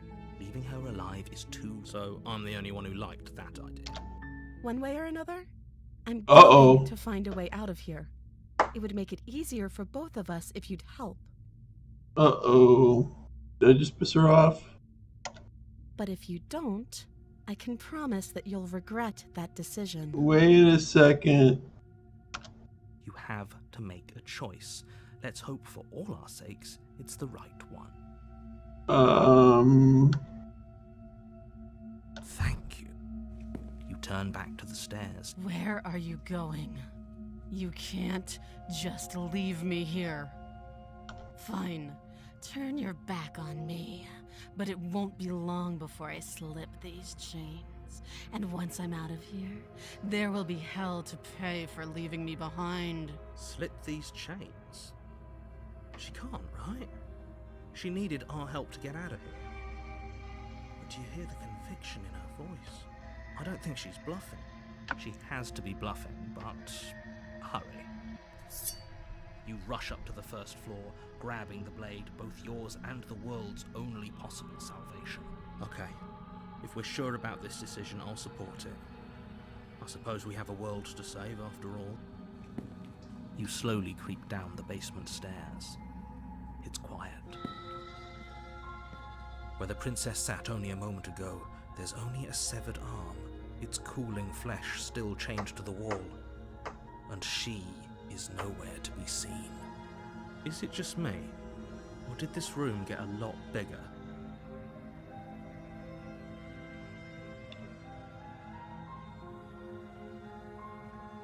Oh, you can't! No. Why don't you come closer? I have something to show you. Your eyes dart to the corners of the room. You don't see her. Where is she? You close the door behind you. Almost magically, its locks immediately click into place. Maybe they'll open if you finish the job.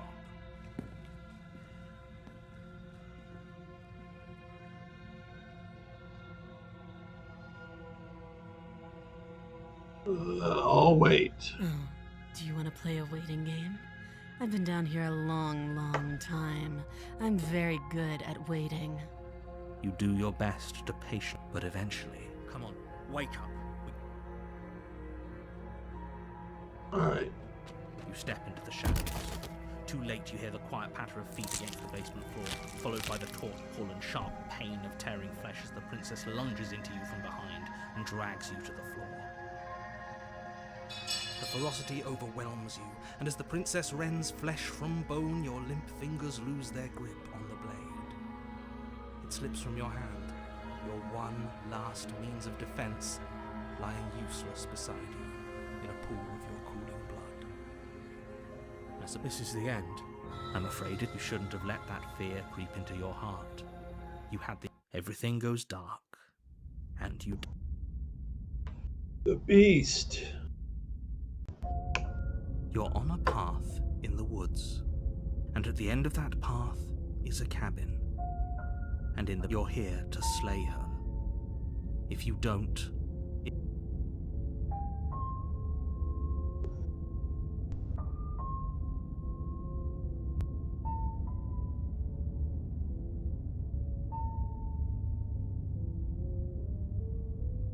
terrible sense of deja vu. No, if he doesn't remember what happened, then maybe if he doesn't remember what happened, then something else must have trapped us here. You're not trapped here. Nobody's forcing you to do anything, though the only sensible...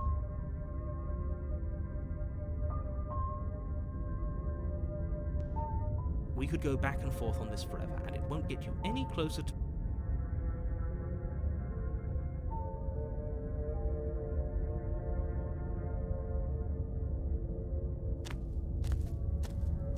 A warning. Before you, she will lie. Does a cat lie to a cornered mouse when it plays with its freedom? Or is it just acting out its nature? Voice of the hunted. I don't see why that matters. A lie's a lie, and if anything, she's the one who's cornered. She could have gotten out of there whenever she wanted to.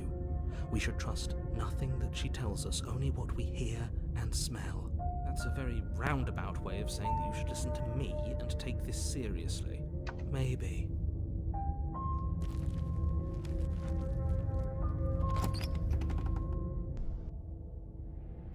The interior of the cabin is ruinous and dilapidated.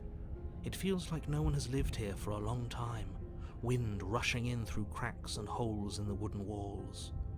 The only furniture of note is a termite-eaten table with a pristine blade perched on its edge. The blade is your implement.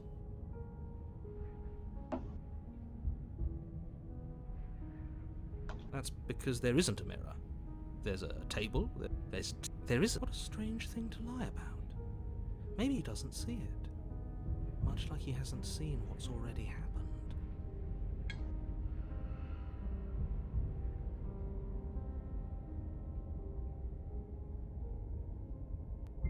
Exactly. Why would I lie about something so meaningless? What good would a mirror even do? That you waste time preening yourself instead of doing what needs to be done?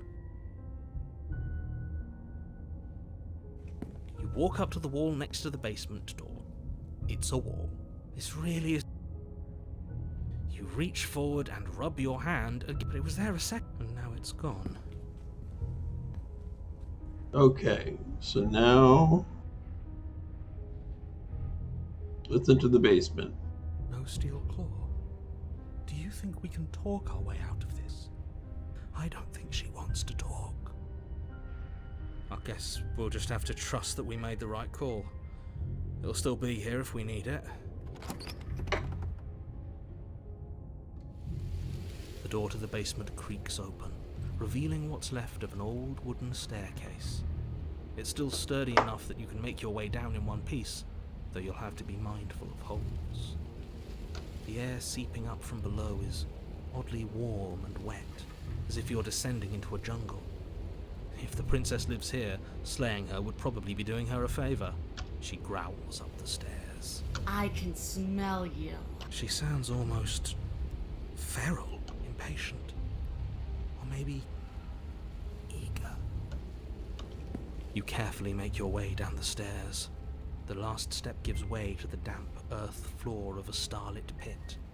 The walls are obscured by an impenetrable darkness, giving the illusion that the room might stretch on forever. You brush against the wide leaves of plants that surround you on all sides, seemingly the only living things that occupy this strange underground wilderness. The jungle is pressing in on us, hiding her from view. She could be anywhere. You see only a flash of the princess before she scurries away into the underbrush, dragging her heavy chain behind her. Remember, she's just a princess. She is certainly not just a princess. You're not helping. It doesn't matter what she is. It only matters what she does. Her shining eyes appear between the leaves, staring hungrily at you from the darkness. I can hear your heart pounding from the bottom of the stairs, fledgling. You're right to be terrified. I'm so much more than you. A shiver rushes up your spine and pulls you upright. The air's shifting. She's getting ready to pounce. Move. All right.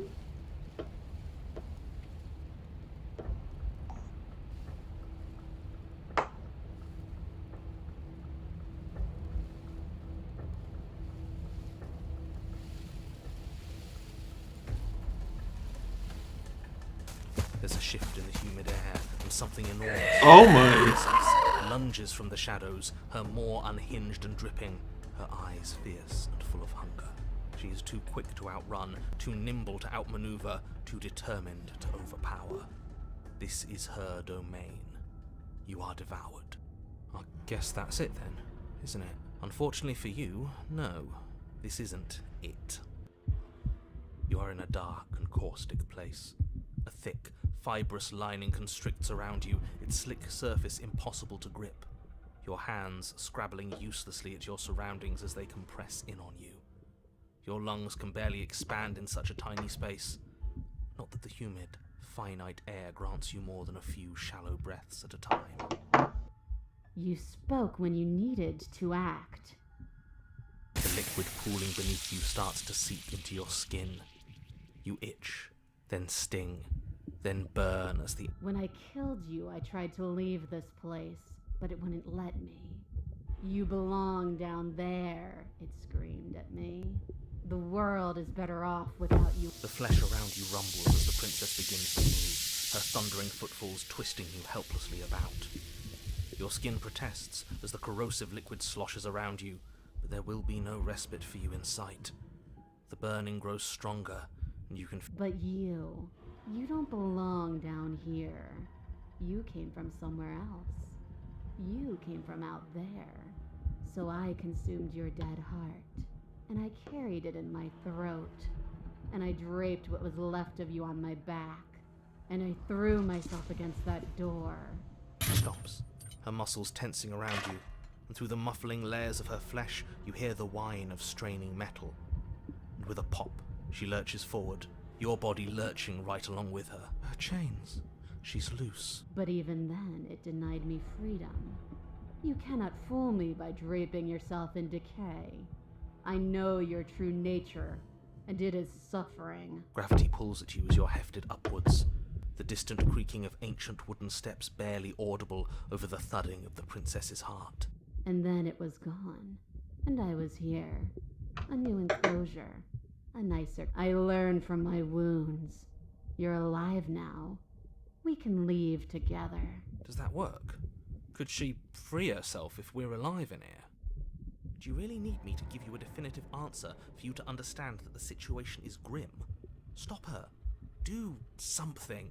We don't have steel, but we have tooth and claw. Tear through her before we are her.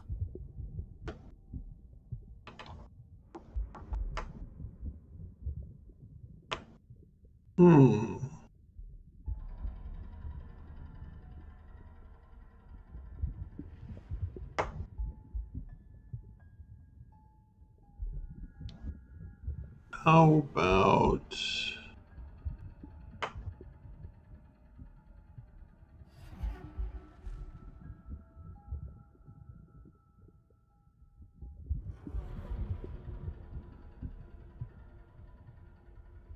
Can you talk to the cabin? I understand it, and it understands me. Talking is for those who don't know how to listen.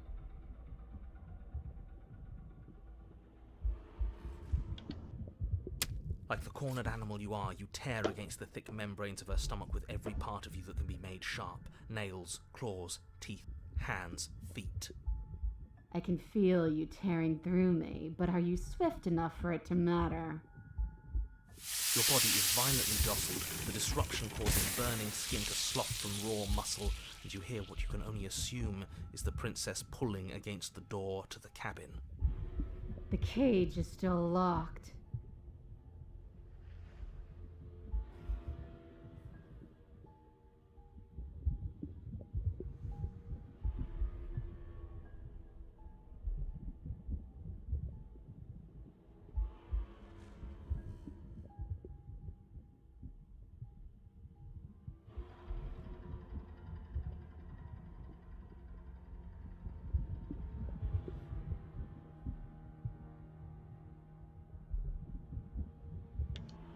Every creature craves freedom. Your body is violently jostled, the disruption causing burning skin to slop from raw muscle, and you hear what you can only assume is the princess pulling against the door to the cabin. The cage is still locked. Okay, let's see here.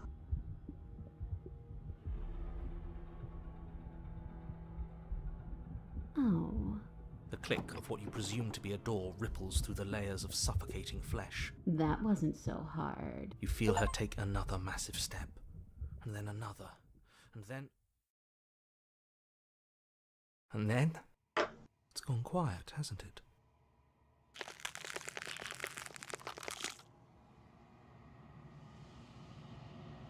I guess I don't need you to be a part of me. How lucky for you.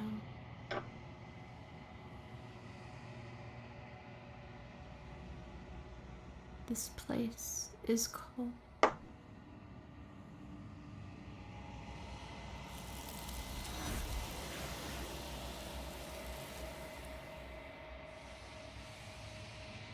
She's gone.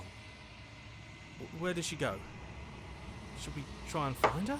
And there's that mirror again. Why is it here? Why now?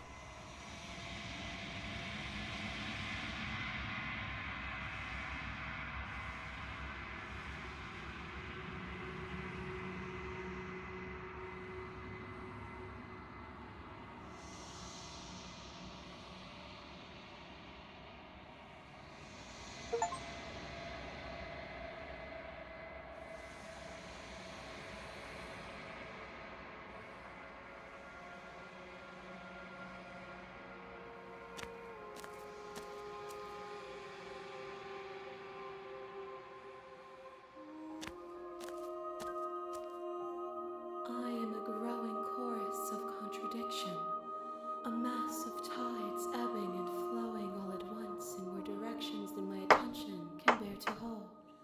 To look at any one is to shift them all into something new, and to look away is to reshape them yet again.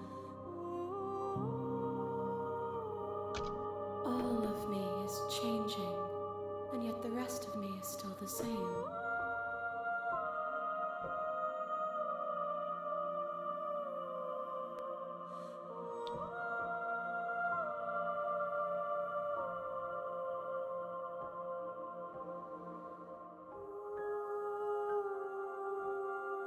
It changes me, but it doesn't make me worse, nor does it make me care for you any less. Does it make you worse? Do you resent me?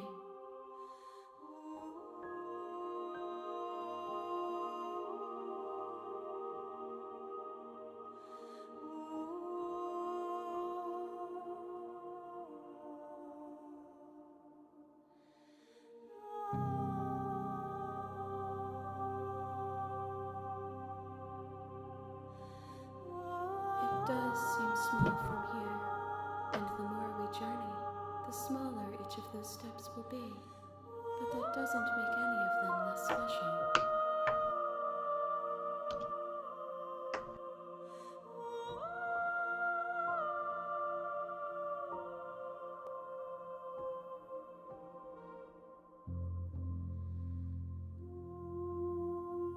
We will know when gifts aren't what someone tells you to bring them. My joy is in seeing what you choose. There are no wrong answers.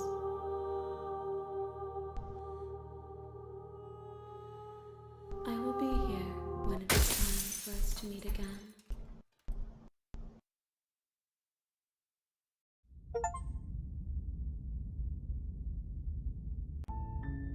You're on a path you're here.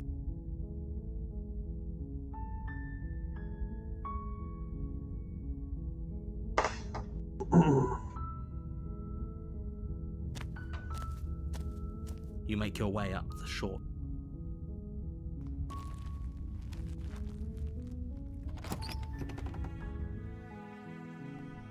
The interior of the cabin is all the blade. Oh, I've got to take the blade now. You take the blade from the table. It'll be right.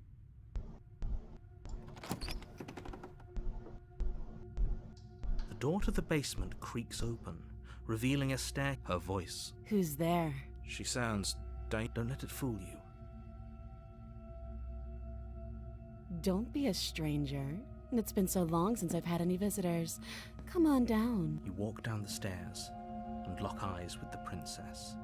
There's a heavy chain around her wrist, binding her to the far wall of the basement. She's so coldly beautiful.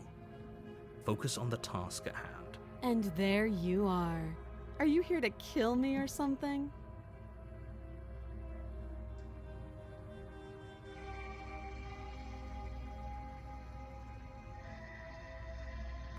You step forward, your grip on the... Oh?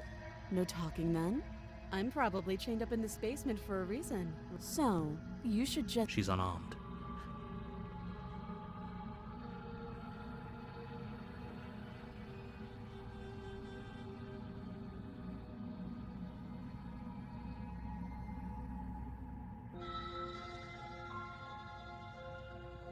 You go into this expecting to die. Hesitating?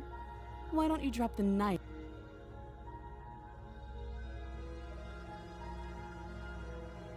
Then I'm not talking to you.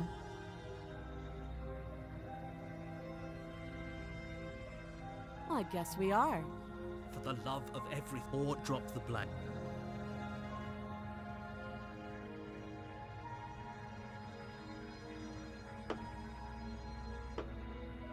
You stare at the princess. The two of you are going to do that. You'll have to blink event.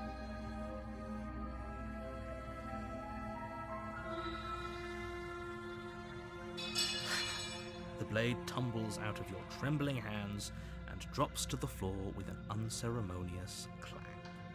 Thank you. Maybe now we can just talk.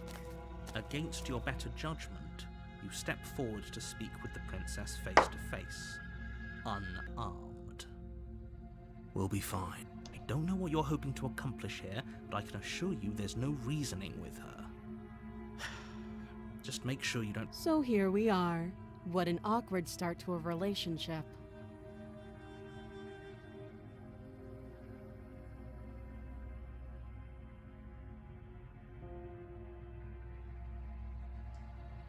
I know. I just said that. Now... And yet, you hesitated the moment you saw me. And you dropped your knife. If killing me was really that important, you'd have a little more gumption, don't you think? So, someone put you up to this, right? And whoever it is, it's probably the same someone who shoved me into this dark pit and chained me to a wall. That's a fair question. Who chained her in this basement, and if she's so dangerous, how did they manage to trap her? Why have we been left to do their dirty work? Don't give away the game, and don't let her distract you. That's exactly what she wants. I'm right, aren't I? So who put you up to this?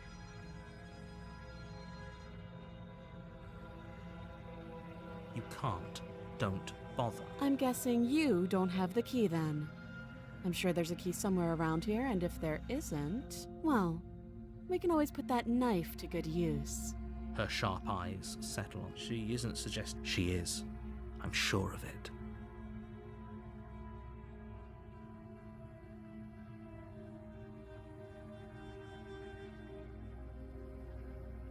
Oh, have you decided? You know. Oh, you have to be kidding. You walk up to the chains, bind. They're large and heavy, far too solid for you to even imagine trying. If you don't have the key, maybe you should go looking. Doubtful. Whoever locked the princess away down here intended for her to never.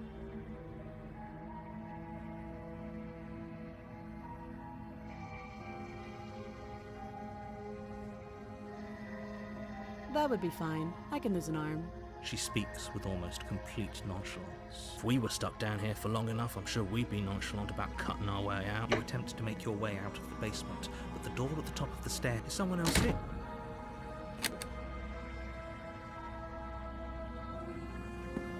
You make your way back to the bottom of the stairs. This would be easier for everyone. I heard the door slam. They locked you down here too, didn't they? The knife. Pick it up and cut me out of here. You won't like what happens if... Without hesitation, you bring the blade down. The princess flinches as you strike and your weapon sinks into her shoulder. You bastard. If I have to kill you to leave this place up... I thought we had the upper hand, but it's as if she's barely even threatened by us. It's an act. She's unarmed and there's nothing... I'm not so sure. Don't waver now. As you raise your blade to strike again, she kicks out, knocking your legs out from under you. The two of you struggle on the ground. You lash out with the blade, slicing wherever you can. Her fists connect with your body again and again, each blow stronger than the last, shattering bone and rupturing tissue with reckless abandon. Forget trying to rescue her. This is about survival now. Give her everything you've got. You roll out of her grasp and shakily push yourself back to your feet. Though every inch of you is in pain, the princess probably has it worse. Blood pours out from countless gashes, staining her once pristine dress. She pauses for a moment, catching her breath, staring at you with wild eyes. We can still turn this around.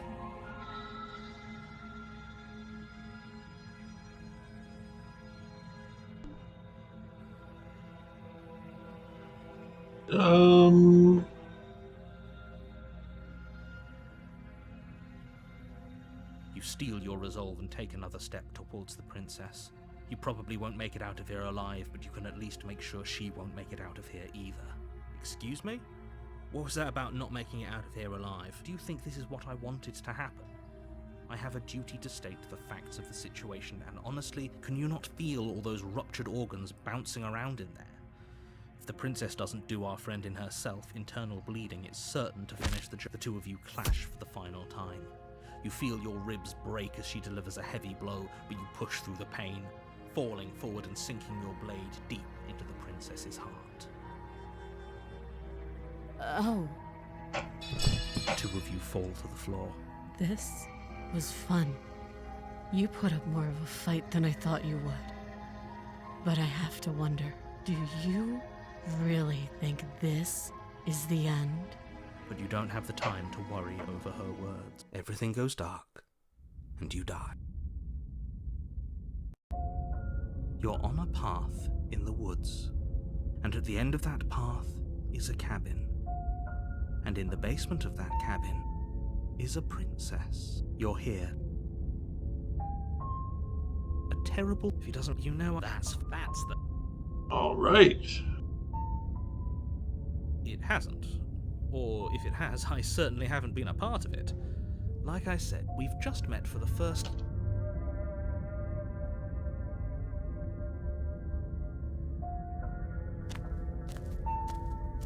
A warning before you go in. She will lie. Lying and cheating doesn't sound like her at all. Not that it matters. It's not like she can lie or... Are you sure about? The point of my warning wasn't to start an argument over what circumstances the princess is capable of lying in. It was to give you some broadly applicable advice. The princess will do and say whatever she thinks it will take to get her out of there. So don't trust her. Ever. Are we clear? Crystal. Let's just get on with it already.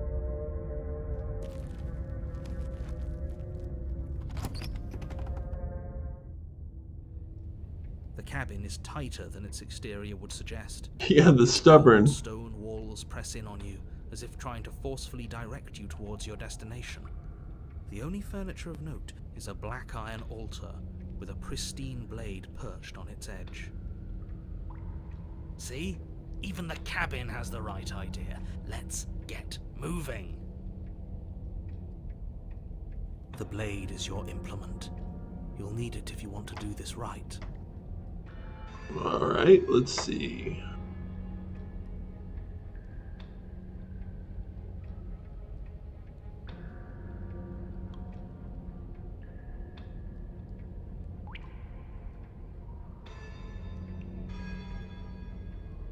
Into the A knife basement. this time. Right then, fisticuffs it is. Probably more fair to her anyway. Wouldn't want to feel like we cheated our way to a win. As long as you can still get the job done. And don't forget that the blade is waiting for you upstairs if you happen to change your mind.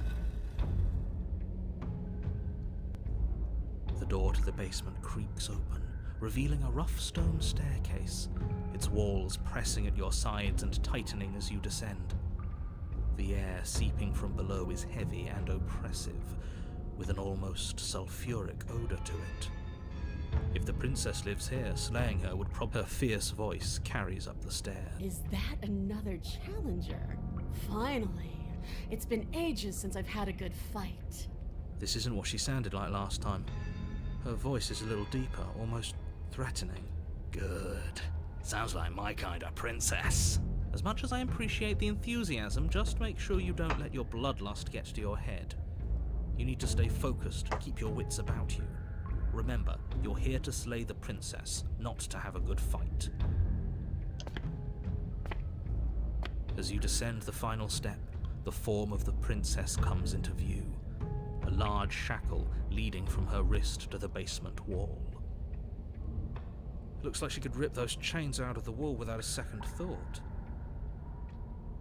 Oh, it's you again. I've been hoping you'd find your way back here.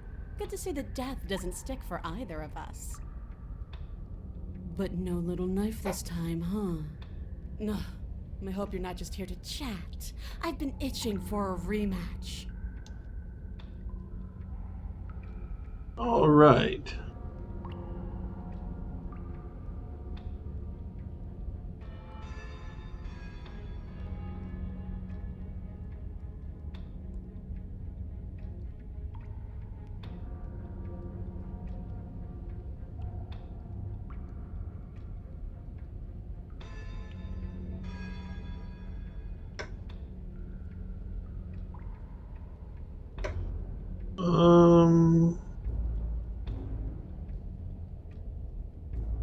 You look different.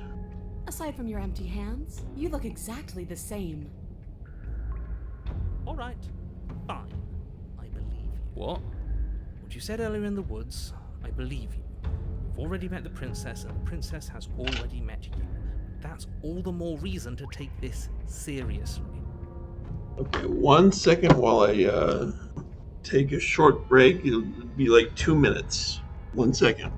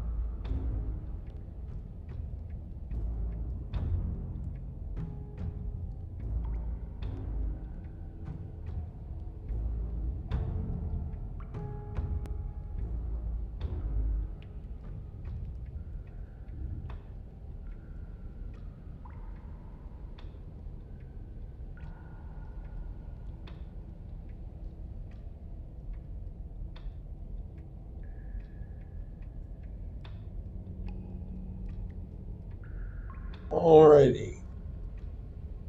Let's continue. You don't know. Whatever brought the two of you back to life isn't a fluke.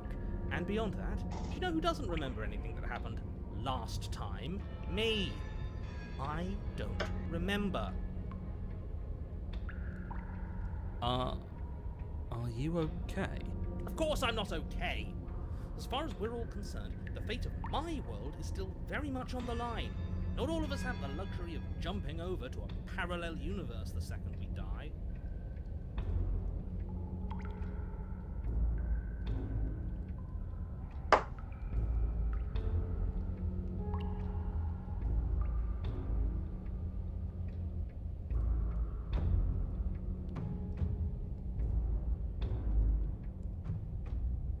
Great. Focus on...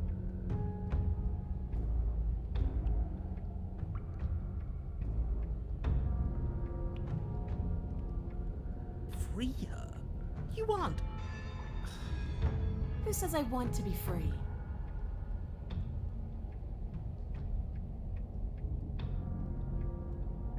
I want the two of us to fight to the death. I want to feel your knife split my flesh, and I want to hear your bones snap beneath my fists. Is that really too much to ask? Yeah, especially that last part. Don't be such a coward. I'm just being cautious. If it comes to violence, we can find a way to deal with her that doesn't involve throwing our life away. I'd rather not die again, and I find it deeply disturbing that you seem to relish the thought of it. Because it doesn't matter if we die again. It'll just be another opportunity to have the fight of our life. We don't know that for sure, and I'd rather not bet on it. Okay, let's see.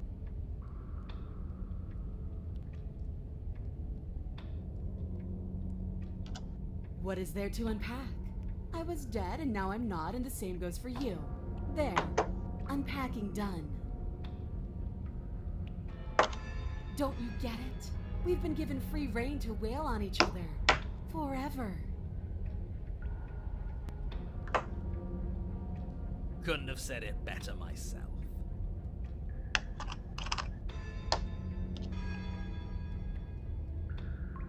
Alright, let's see. 1 second while I refill my vape.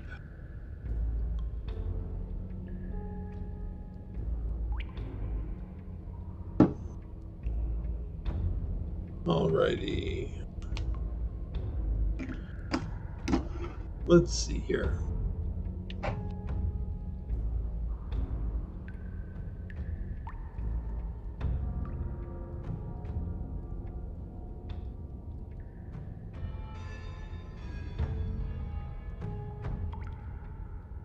Oh, you've got another thing coming if you think you can just turn around and leave. Step towards the stairs. You hear the heavy creak of straining metal. Then a snap. She's loose. You have to make a decision, and you have to make it fast. Uh-oh.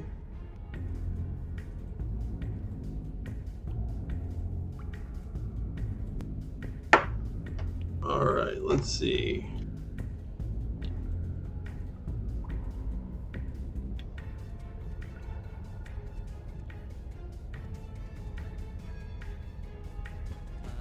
How about we get the hell out of... Little voice doesn't have the chance to finish that thought before the princess barrels into you and smashes your body into the rough stone wall. Can I finish my thought now? Sure, why not? Here. So glad we could stick around to hear the end of that. But I'm afraid that's all the time you had left. Why, for the love of everything, did you stop to think? What did you expect you'd come up with? It doesn't matter, because everything... No, come on, we can't be dead. Dead is dead, but maybe you'll have better... Ooh, chapter 3.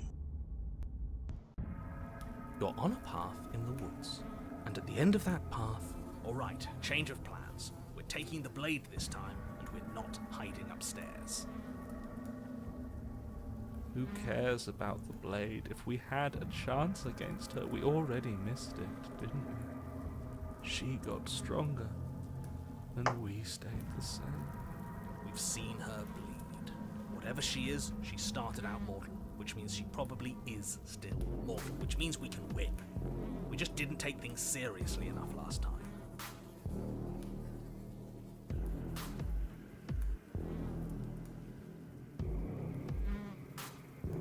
If that's what you want, then fine.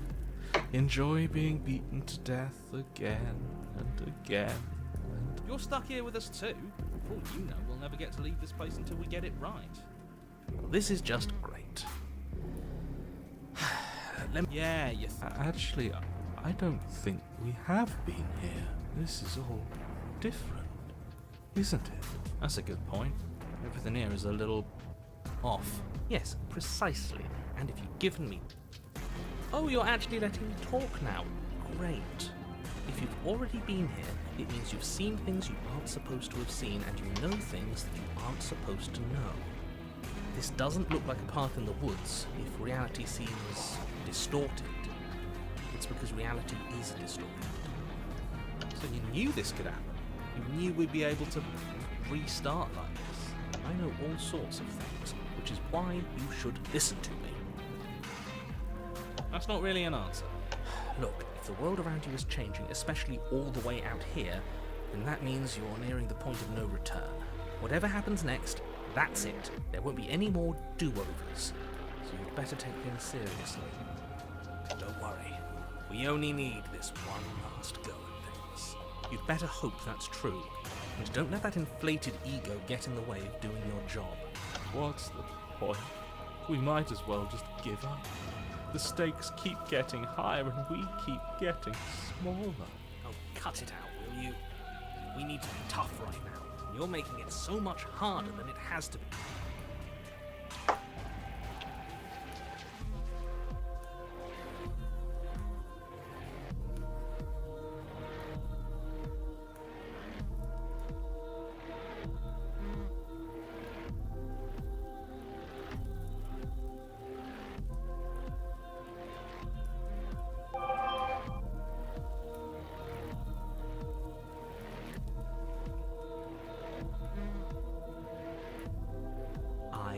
Can't. Anything I say at this point is far more likely to accelerate the unraveling of this place than it is to actually help you do your job. In fact, I probably shouldn't have even said that. I trust that if you've been here before, it means you know how dangerous she is, and that you know I'm not. Really? That's it? That's all we're getting out of you? Even now you're full of secrets. We're doomed, aren't we? I get it. You're conflicted. You've been through a lot, but I really have to be firm here. I will tell you one thing, which is that even now you are capable of stopping her and saving the world from ruin. You always have been, and you always will be. Do with that what you will.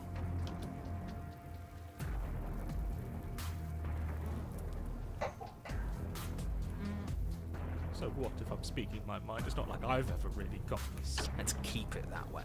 I don't trust this one. I don't think you have much to worry about. You're still the one in charge here, and I don't think that's ever going to change.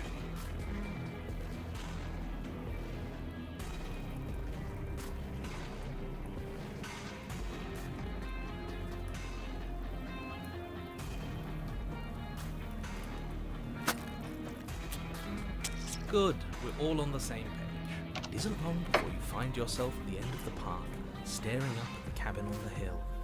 You'll find the princess within, as I'm sure you already know. End her. That's it?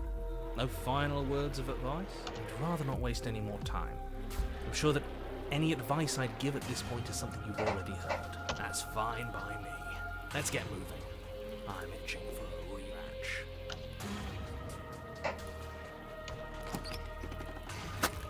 The interior of the cabin is a place that feels long forgotten.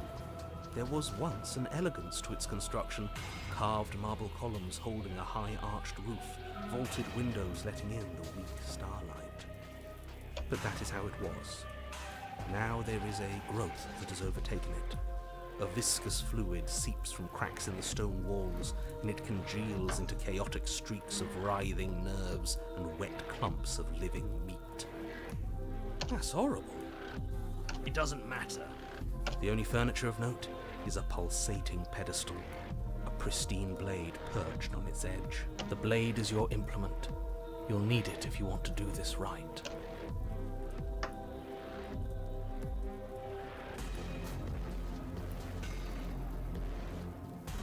A mirror? There is no mirror. There's the pedestal, the blade sitting on the pedestal, and the door to the basement. Just to tell us where the door is. I'd like to get back to fighting, and if you want us to kill her so bad, I'm sure you feel the same. No more messing around. I don't know what to tell you. There isn't a mirror because I would know if there was a mirror. You're either seeing things or you're confused on the definitions of door and mirror. Or you're seeing things. That seems far more likely. What are you trying to say, exactly? He thinks we've lost him. That we're succumbing to madness, that something in us has broken. That's an unnecessarily melodramatic way to describe a hallucination, but sure. I'm not going to waste time arguing with any of you. It's in our way. Let's just smash it.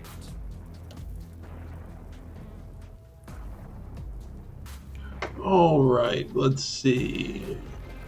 Do I want to take the blade? Yeah, I'll take the blade. You take the blade from the pedestal. It would be difficult to slay the princess and save the world without a weapon. Good.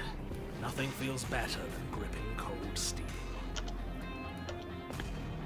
You step forward and approach the door to the basement, hesitating before you open it.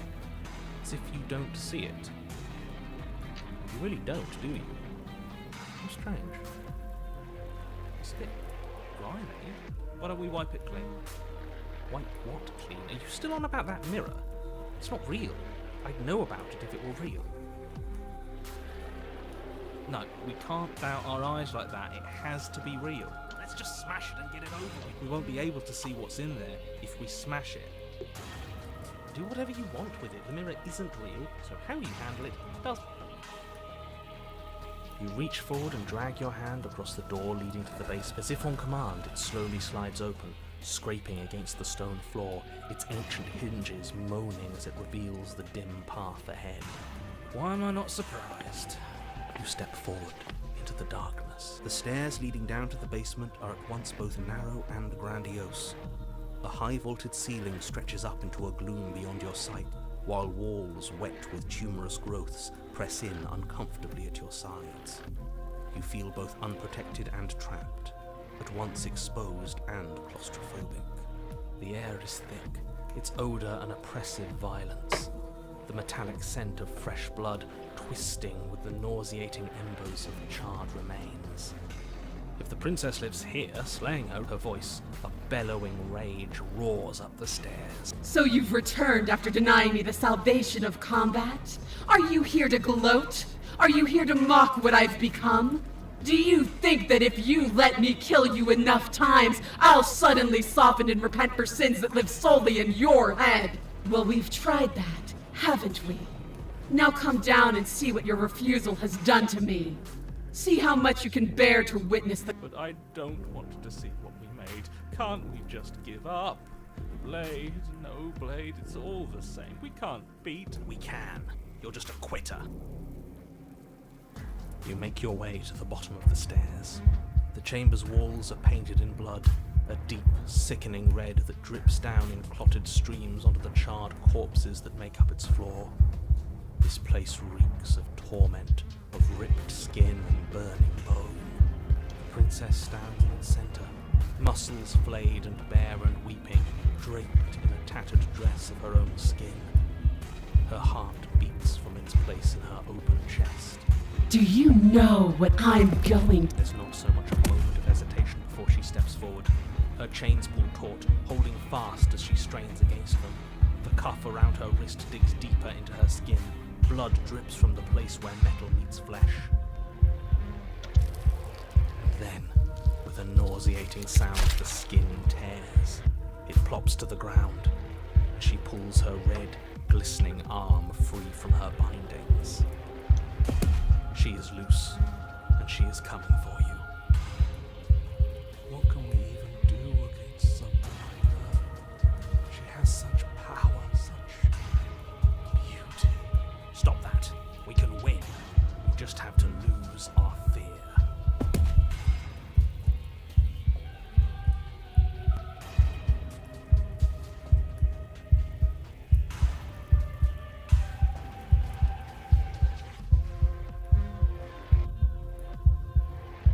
You'll try. And that's what I've been Your heart free of fear, you charge towards the princess, your eyes locked on each other, both of you prepared to lay down your very essence in one blow. It's now or never. Let's make it a beautiful blaze of glory. With a horrifying squelch, you are unwound. I hope you weren't planning on dying. We're going to make this last forever. Huh. I feel cold. I've never felt cold before.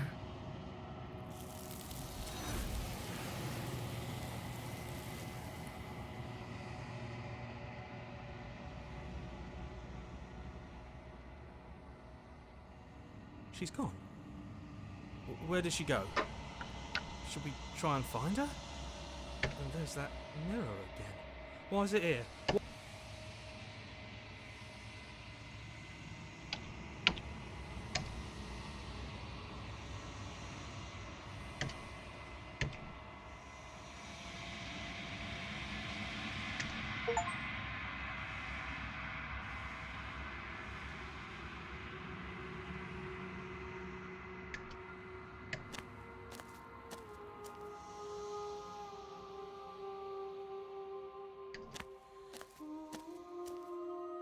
There's a world beyond the endless walls of the long quiet.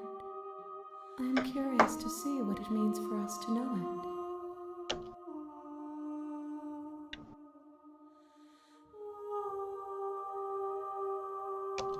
We are real. Nothing is an idea that dwells in the absence of something, but nothing cannot exist on its own. And because of that, nothing can't exist.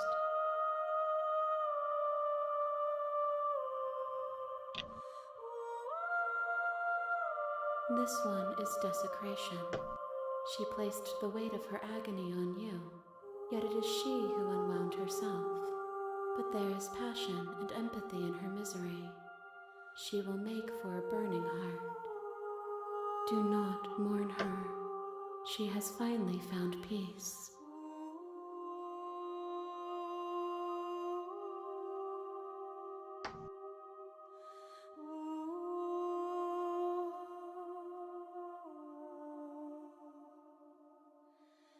No, their minds are empty, existent, but constantly shifting into something new. Do you think your narrator lives in the spaces beyond?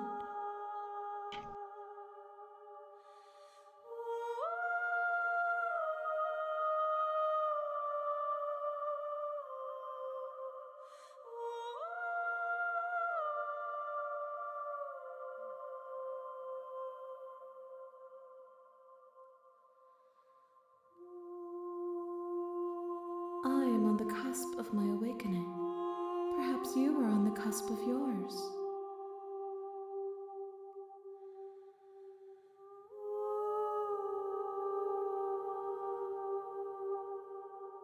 One, whatever you bring me next will be enough, and then gravity will pull the others back to me. I will be singular. Okay, one more. The next time I see you, each of us will finally know what we are. I will be here, waiting for you.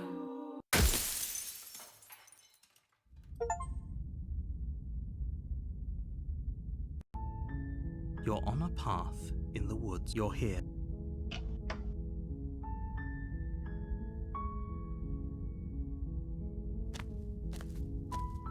You make your way up the short path to the cabin. You'll find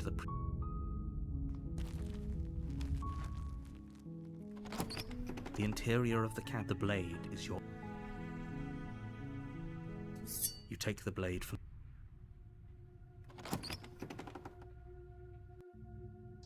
The door to the basement creaks open. Her voice. Who's there? She sounds... Don't let it...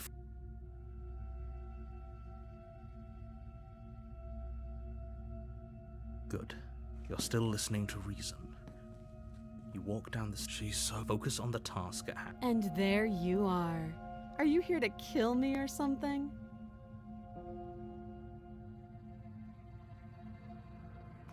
You step forward, your grip on the blade. Oh?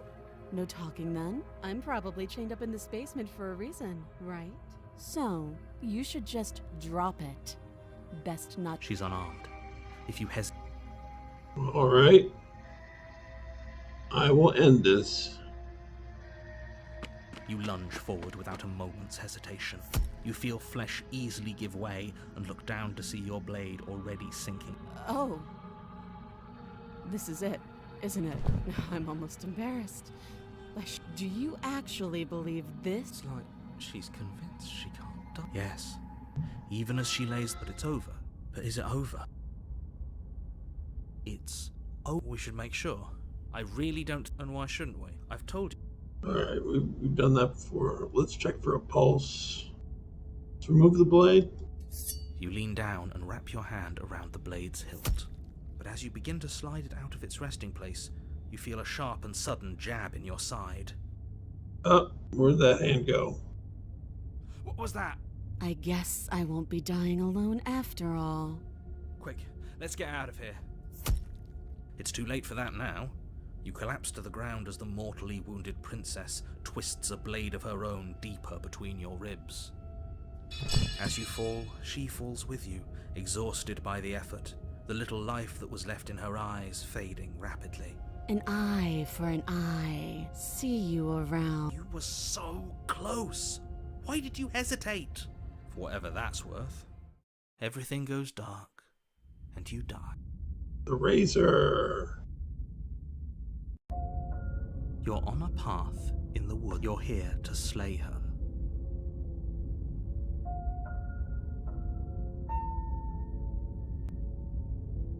Let's proceed to that cabin. A warning. She will lie. He couldn't be more on the money. Are we really doing this? Voice of the cheated. I'd say you're lost, but I'm stuck here with you. We know what to look out for this time. We know to be careful. Just stay focused and you'll be fine.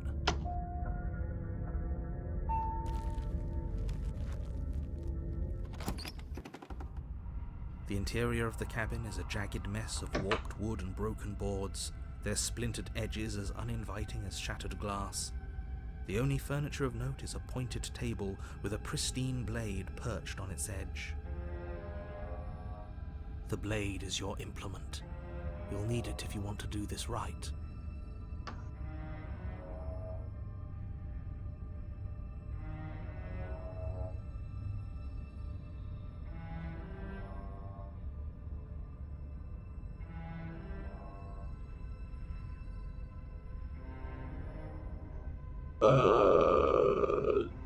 Take the blade.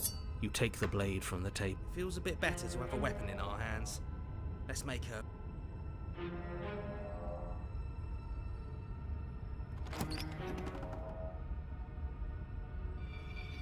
The door to the basement creaks open, revealing what must once have been stairs. The fractured slats look as if they've been torn from their source and violently jammed into the wall. The air seeping up from below has an almost metallic quality to it, like the smell of fresh blood. And you can hear what sounds like the rhythmic scraping of metal coming from down below.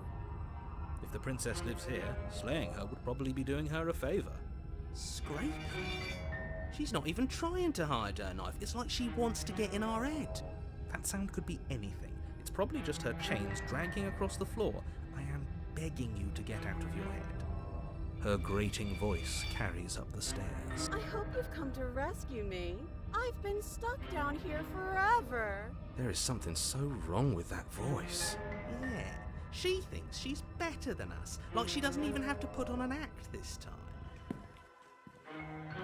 As you descend the final step, the form of the princess comes into view, her sharp eyes following you from across the room. Finally, somebody. Quick, get me out of these chains. We're not safe here. Come on now, we're not falling for that, are we? She's trying to trick us, but she can't hide that threatening edge to her voice. She just wants us to get close, to let our guard. If she sounds threatening, it's because her mask is already slipping. She knows why you're here. You are armed, after all. What are you waiting for? You are here to rescue me, right?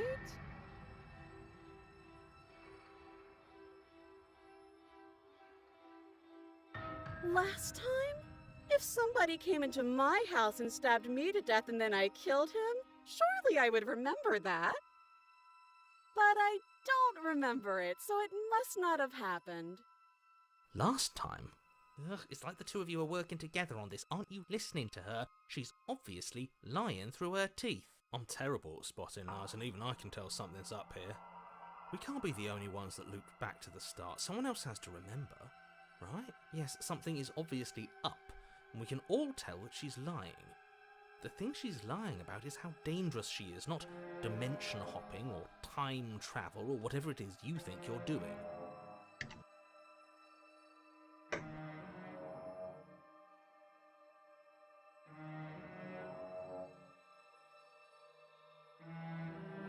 Would I just lie? Would I just lie to your face and tell you a thing I remembered happening didn't happen just so I could stab you again? I mean, just so I could stab you for the first time. Aha! She slipped up there. She said again, and her taking it back. Do you hear how deranged you sound right now? Please stop dawdling. This is only going to end with violence. Postponing the inevitable is only going to make it worse for you when it actually happens.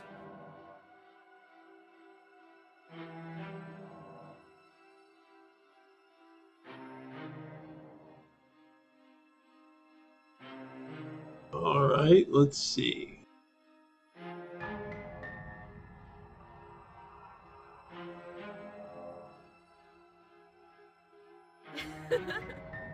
That doesn't sound like me. I have absolutely zero doubts. She certainly feels. Just because she's acting like she's going to stab you doesn't mean she has the means to actually do it. But you know who is armed? You. So stop second-guessing yourself and do your job. But I'm nervous. All the more reason to jump into the deep end and deal with her right now before you waste any more time getting stuck in your head.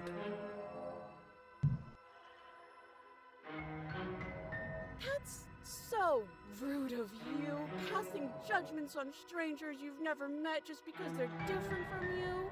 How would you like it if I did that, huh? Silly little bird-face thinks he's so serious coming down here but doesn't know anything. Thinks he can tell me to get rid of all the knives I don't even have while he gets to wave one around right in front of me. I bet you didn't like that, did you? I bet you didn't like being judged for no reason. How many more times does she have to vaguely threaten you before you finally decide we're clearly still figuring out our angle? We don't have the luxury of watching this from a distance. Oh, I'm sorry, do you think I'm in a position of luxury right now? You're acting like you are. My entire world is at risk. Then maybe you should behave with a little more humility. A bit of self-deprecation would go a long way. No, I have my dignity. Fine, and will continue to treat you exactly how you deserve to be treated.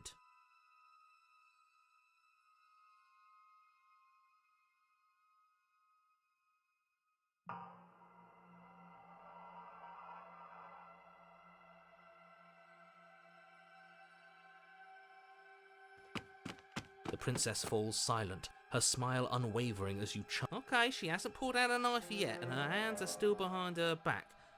I think we can do this. I think we can win.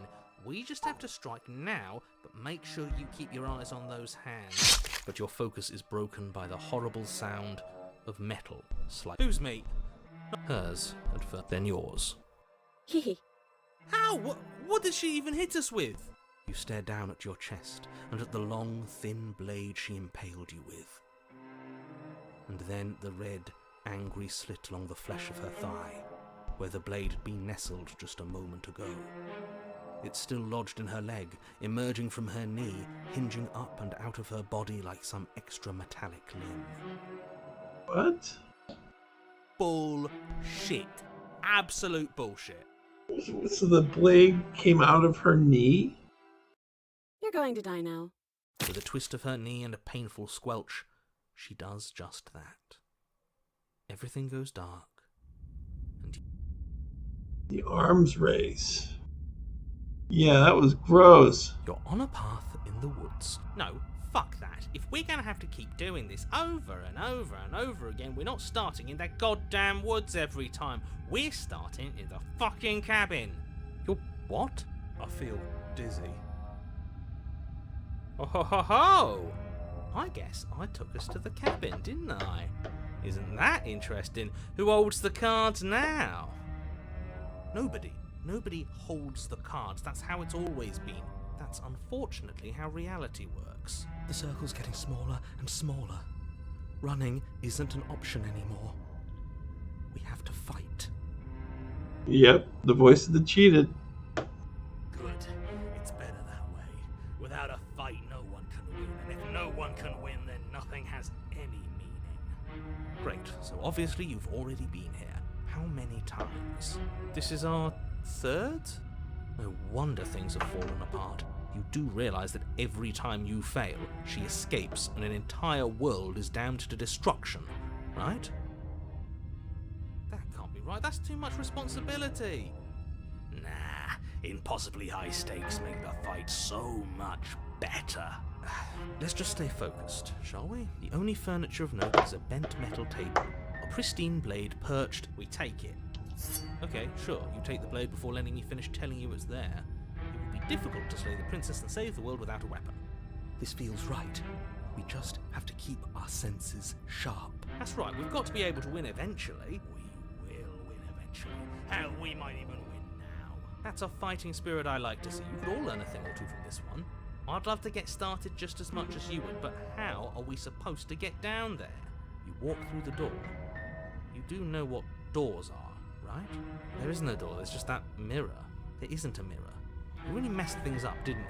It's like you can't even see reality anymore. I can feel the air coming up from behind it, stinking of iron and steel. He might be right. Could be a trick. If our other senses can't feel it, then we can't trust it. If it's in our way, let's just break it and move on. You make your way to the door at the end of the room, stopping just in front of it. You really must think you're looking at a mirror. Well, it doesn't exist. Just reach forward and open it. Let's just fumble for the handle and be done with it. I don't care what we look like. I care about getting to the end of this mess. You reach forward and place your hand on the door, and the mirror's gone. And it was never there. Let's just get to the princess already. I didn't care about the mirror before, and I care about it even less now. Guess it's time for us to see her again. Just stay focused and you'll be fine. You step forward, but you don't get a chance to linger on the basement stairs. They are smooth and flat and metallic, an unintentional and unfortunately slippery ramp that quickly sends you skittering to the bottom. Your body tumbles onto the basement floor and the form of the princess comes into view, standing at a distance. She gives you a wry smile. Hi, it looks like you don't have a way out, so I'm not going to play dumb anymore. But don't worry about how bad you did last time. That's part of the fun. She's got another thing coming if she thinks we're going down easy again. Pride makes us dead. The only thing that matters is survival. Actually, does survival matter? We've died twice and nothing bad has come of it. We just need to find a way to win once. Nothing bad has come of it yet. Plenty bad has come of it. You've left at least one entire world to ruin. The people there mattered. The past isn't real. There's only here. Yeah, exactly. We're not even in control now. Your internal bickering is cut short by the wet sound of slicing meat. From the princess's arms erupt twin blades, glistening with her blood, the empty flesh of her arms flopping at her elbows like torn sleeves. The chain clatters to the floor. She's loose, and she is coming for you. You're going to make me walk over to you, aren't you? Shit. She's coming for us and I'm out of ideas.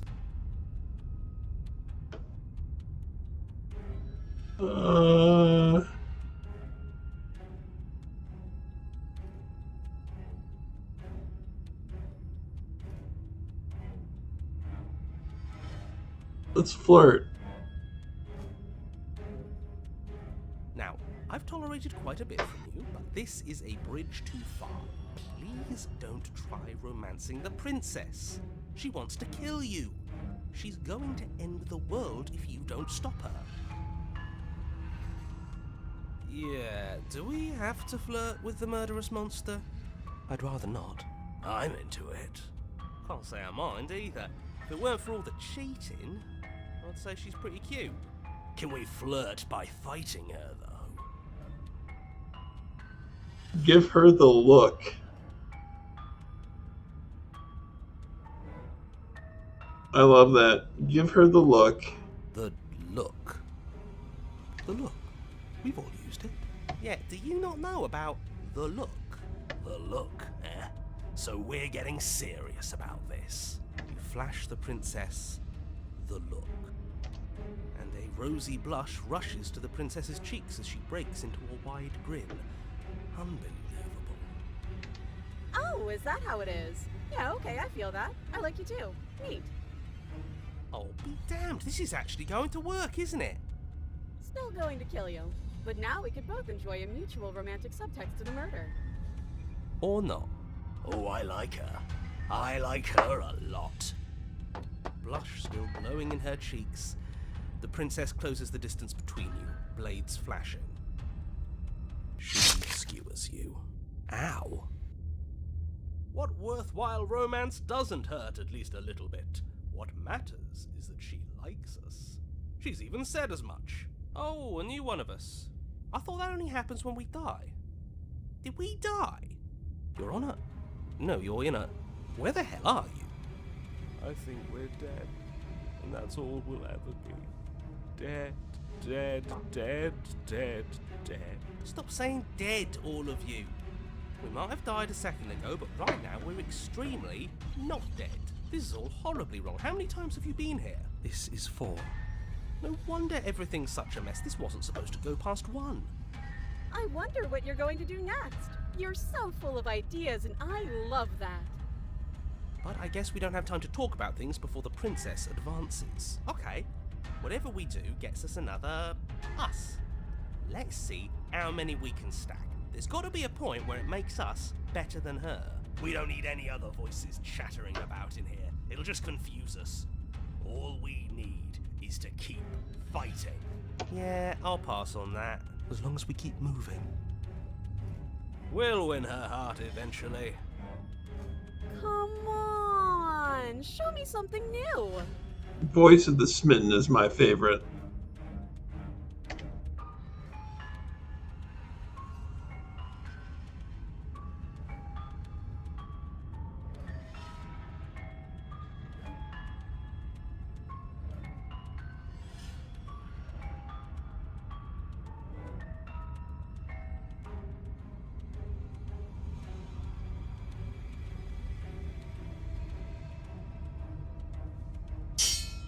None of this is working. Think. Think. She skewers you. Well, there's more of us. Let's see if that helps. Then you skewer yourself. I thought we both understood that dying doesn't get you anywhere. Huh, that didn't do much of anything. We're tougher than I thought. What's the point? It's all the... She skewers you. Oh, don't give up on me just yet. You gotta keep going. It doesn't matter how many times this takes, we can't give up. Okay, let's go again. Just panic. Flee. She skewers you. No, you don't get to escape. That's not how this works. See? We're getting better. Okay, yeah. That was a good one. She's going to kill this body either way. So stop feeling what it feels. She skewers you. Ooh, not bad. Real tough. We're getting close to something. Can't you feel it? One last time. You're right. One last time. Let's appeal to her better nature. We haven't tried that. She skewers you. And then everything goes dark, and you die. Ooh, chapter 4. Your Honor, don't lose your head. We're in a cabin, and we'll take you from here. Everything feels like it finally fits, doesn't it? We're up here, which is different, and different is good. And our steel claw is already in our hand. Ho-ho! What if we throw it out the window? Over my dead body. That won't be very hard. We've died a lot. Besides, what better way to die so very many times than at the sharp hands of a beautiful woman? Sure, I can think of a better way to die. They're all the same, really. How about we stop thinking about horrible ways to die? I don't want us to accidentally manifest. The only thing we're gonna manifest is finally ending up on top. There are entirely too many of you. How many times have you been here? This isn't good. This is... Yeah, leave it to the pros. We'll notch up that win in no time. Narrator, we heroically stride through the door and towards our destined final encounter with our star-crossed lover. Fine by me. You walk to the door and onto the basement stairs, only it's more of a slide. We know. Fine, I'll just shut up then and speed this whole thing along. Are you sure you don't want me to describe the stairs, or this room, or anything? It feels like I'm hardly a part of this. Don't care, just want to win. Fine, you make your way to the basement, where the princess awaits you. You know, this last time I killed you, and you didn't pop right back up again? I thought I'd actually done it. I thought I'd cut you into so many pieces you just weren't able to stitch yourself back together. But I guess we're not done. That's okay with me. It's good even. I like that. I got something ready for you while you were gone. Do you want to see it? I'm not going to wait for an answer. I'm just going to show you. It's worth it though. Just you wait. And not for very long, because I'm going to do it right now. Are you gonna say what she does? Do you want me to talk now? Well, yeah, she says she has something new. I want to hear about the new thing. Yeah, me too. I think I speak for all of us when I say that I would like to hear you describe her new thing. Really? Okay then. Here we go. Now. The princess's skin twists, splitting into red blooms of raw meat as it stretches and tears. Then it erupts. It becomes a wave of blood and viscera, pieces of her splattering against the walls. All that remains in the center of the room is a skeleton of blades. A heart beats furiously in its cage of a chest. Are you ready for what comes next? Holy shit! She's gorgeous. Absolutely divine. Yes! Behold, the perfect woman. Do you think we can throw her out the window? That looked painful. How is she still alive? Heart's still beating, that's all she needs. This is fake. This is all fake. That's all just made up. She doesn't even have a back anymore. How are we supposed to stab her in it? This is all just a sick joke. I hate existing. We're screwed. I quit. I'm done. Forget it. This is all just a What just happened? It's so quiet. Something feels different about you. It almost makes me feel different. Like I should actually take this seriously for once.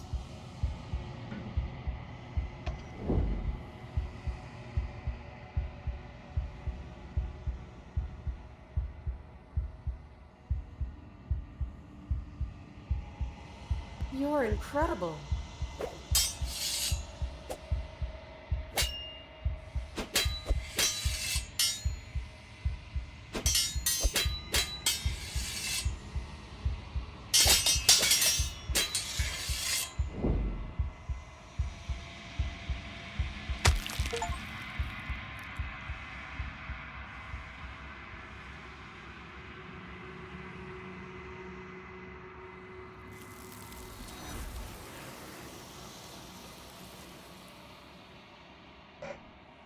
Cool.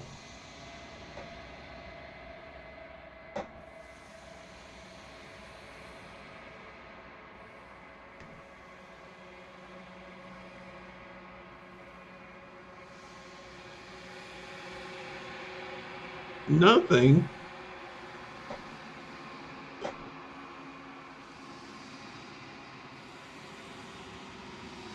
I think you know.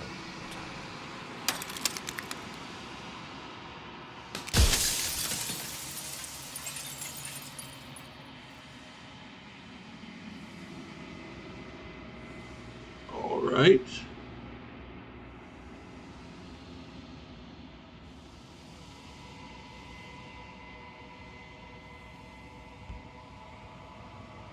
The narrator. Yes. I suppose that's my job, isn't it? You needed help after all. An objective voice to guide your blade. But you were never supposed to see me.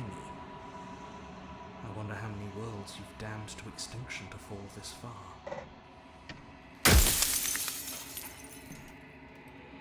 Oh, I'm nothing like you. I'm an echo. Likely one of many.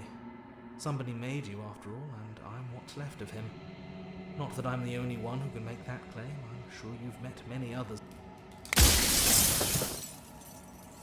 Of course, that is by both necessity and design. This construct you're in exists in many places at once. Anytime you failed, anytime you thought yourself dead, it would restart and shunt both your consciousness and hers into another world. But you'll be awake soon, and then it won't be able to work like that anymore.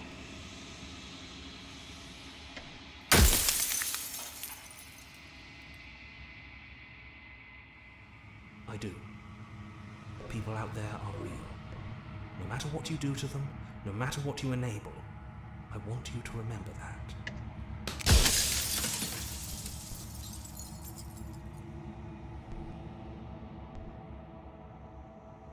It doesn't hurt. I don't feel pain. Not physically.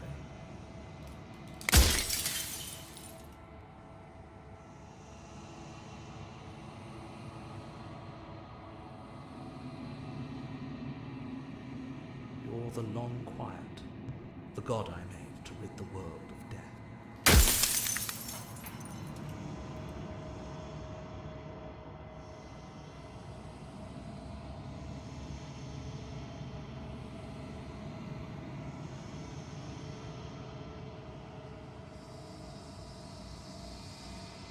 I'm aware, and if I were you, I'd be more precious about your...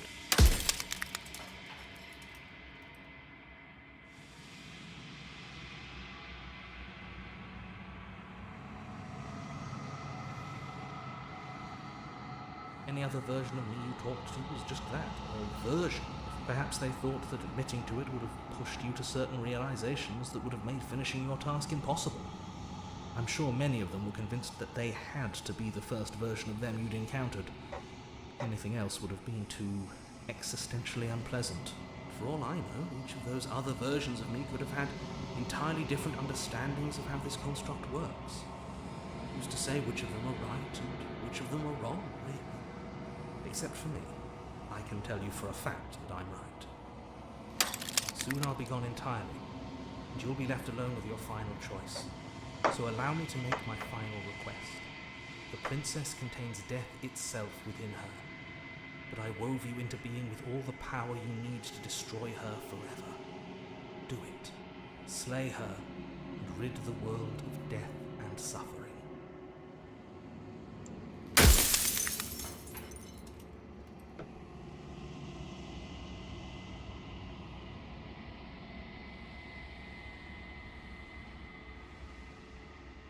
She is the shifting mound, the ebb and flow, the capacity to change. She is transformation, or most of it. Her nature is why I had to die, for she becomes that which others perceive her to be. But an echo can't perceive things, not in the way that people can. So I tucked a part of myself into the folds of this construct to guide you. Seems that every me you met did a real shit job of it, though.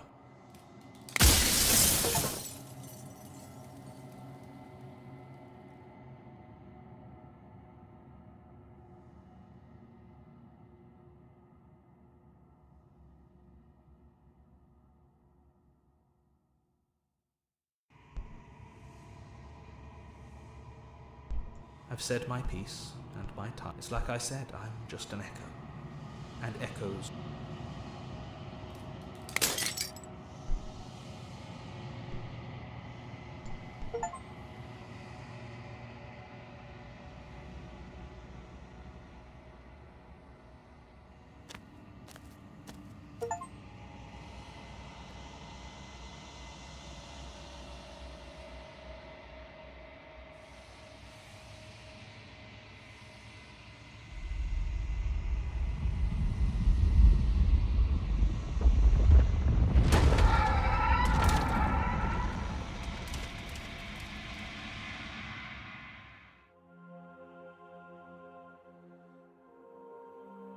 I can finally see you, and you can finally see me.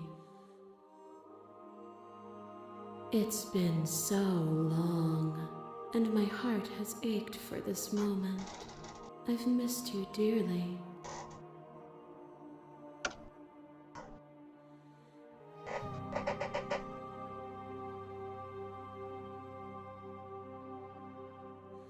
Names are their attempts to capture that which cannot be captured. They call me the shifting mound, a pale imitation of what I actually am.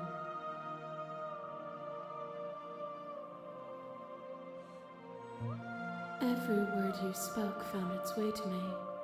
I know him, and I know his construct. He was deluded by his fear of death. Pay him no mind. Ever the passive player, always reacting and never acting. But it's woven into your nature, isn't it? When the echo spun us from one into two, he gave you a choice and me a role to play. I am not death, but I contain it in my multitudes. So, will you attempt to destroy me and bring about a world devoid of death and the possibility of meaning? Or will you open the final doors to our liberation?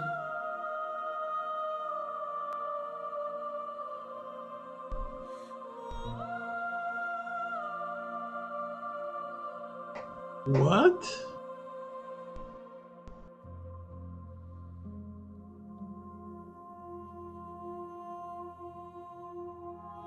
Of course I have a say in all of this.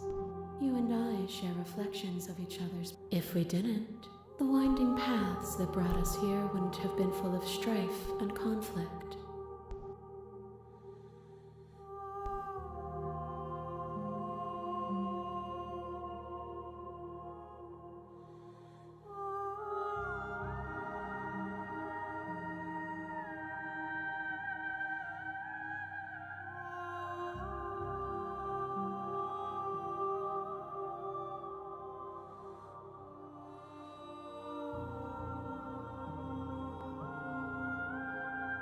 If you're saying that, it's because you don't yet understand.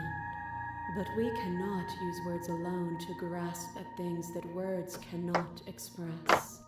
And you cannot rationalize with logic that which defies it. Violence and passion are dances that both of us know well. If this is what it takes.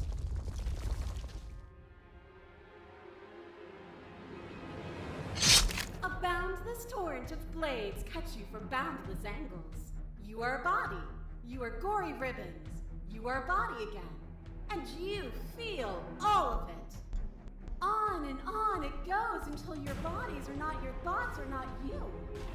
Alive, dead, alive, you learn to put yourself away and to follow the flow of reality. And you used it to rise above me. You died countless steely deaths, and you lived countless short lives, and yet it is all so far behind you. Unjust impossibilities pushed you to become something you would never have been without them.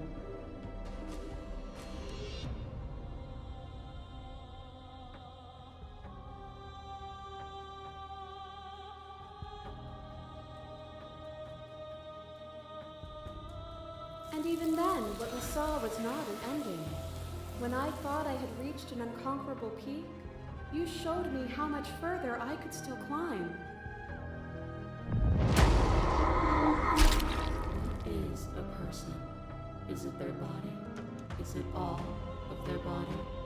Pluck the eyes, peel the skin, strip the tendons, mince the meat, grind the bones. When it is all gone, do you still have who you started with? A person is not a body. Death is a transformation into something new. It is only bodies that feel it.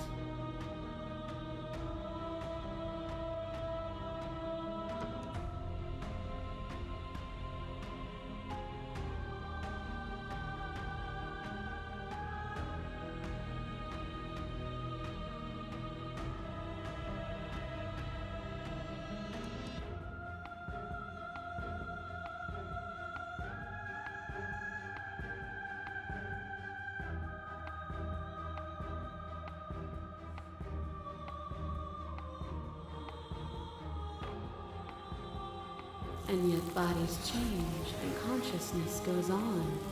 The infant's body is not the child's, is not the adult's, but the thread of existence remains strung through it all. You are divine. Pray for something bigger than you that stalks and slinks in shadows. Within, you are tightly bound and choke on heavy air as acid burns its way into your pores.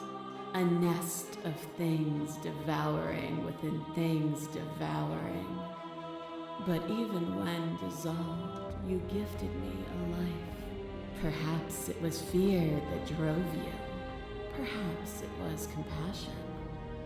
But the outcome of an act matters more. Yeah, I think that's the name of the game. Order to the cycle of things sustaining things. The name of the game is Slay the Princess. A world without sustenance is a world without relationships. And it is our relationships that give us form and substance.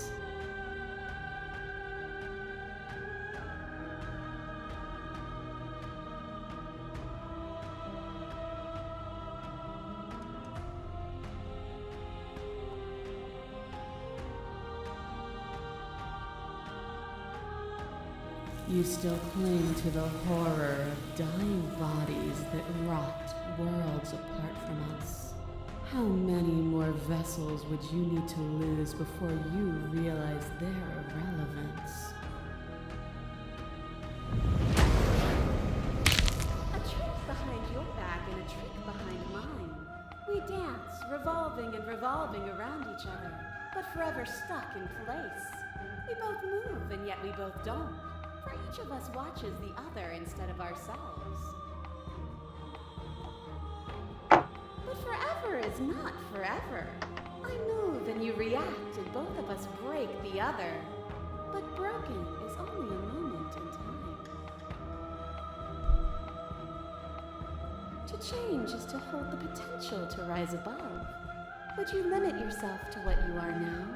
Or would you like to see what you might become tomorrow?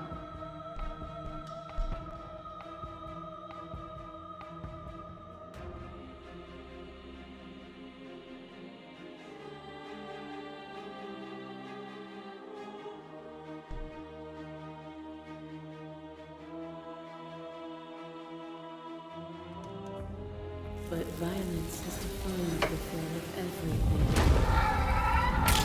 Your reckless next stake into your body, and another, and another, and another. Do I miss your heart because I can't stand to see it go? But the stakes meant nothing to you. You had a desire, and you set that desire free. You lifting me and me lifting you. Forever and ever and ever.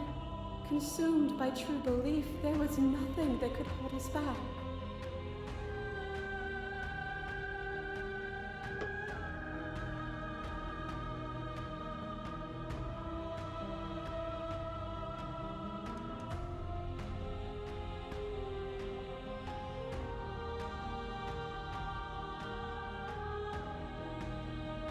The echo saw horrors because his eyes were closed. The majesty. Nothing is immutable. Everything that is exists only in relation to everything it isn't.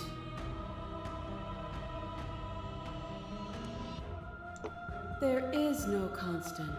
There is no center. Open your eyes and accept what we are.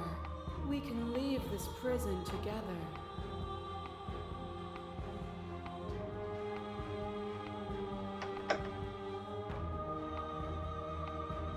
Slay the princess.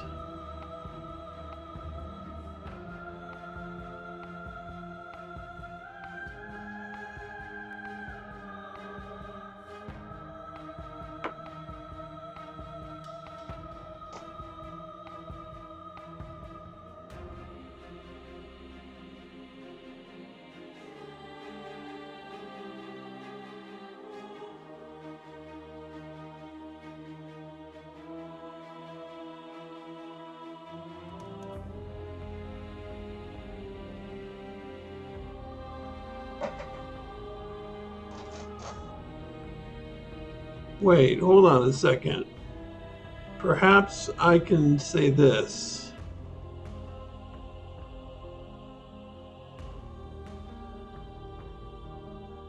What I offer you is not perspective, it is truth. Whatever you're trying to do right now, you don't have to do it alone.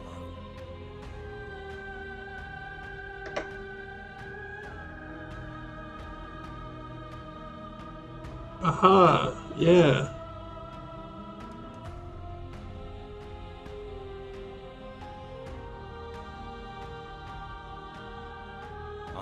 All of them? I assume in the same way that you're all of you.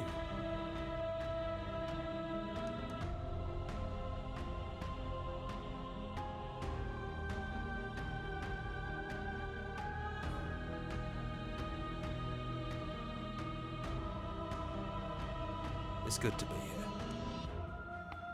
She's too many things all at once out here. If you want to get through to her, you need some way to get through all of that divine confidence. There's still a piece of me nestled close to where it all began. I can take you there. I can take you to her heart. It's time to resume our dance. She's relentless, isn't she? Let's make this quick. Are you ready?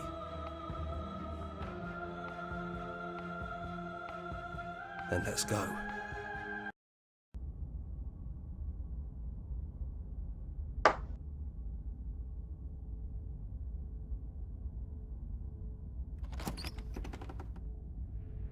And here we are. I'd say we were back where it all started, but I guess it's a little after that, isn't it? Do you need me to describe things?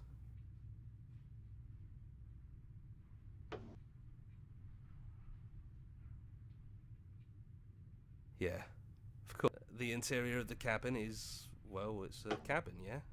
There isn't much here, just a table and a knife and a door. And some, come to think of it, I don't think he ever really mentioned the windows, did he? There's no mirror, either. I think you broke it. And I know you're still trying to find some middle ground, but if things go south, we're going to need that blade.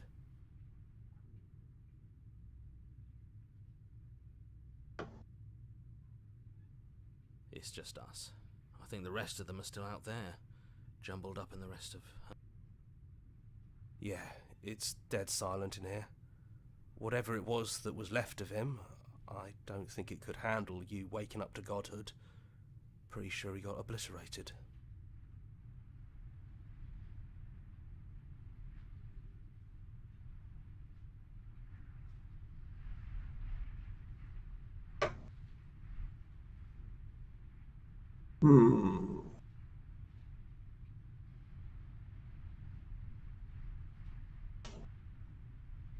Let's see.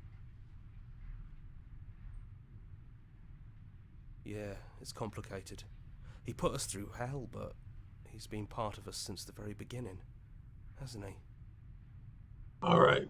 Take the blade or enter the basement. I'm going to enter the basement. Something tells me... No blade it is. I'm not sure what we'll be able to do without it, but your judgment has gotten us this far. The stairs. Do you remember the first time we were here? The first time we heard her voice? Have you figured out what you want to do yet, or are you going to keep trying to find a center that doesn't exist? It sounded just like that. A little sharp, a little menacing. Only she didn't know us. And down we go. We shouldn't keep her waiting. And there you are. Hands empty. So you don't feel like recreating our first meeting detail for detail. I wonder what else will be different. Maybe there's still room for us to chat before the final curtain call. What do you say?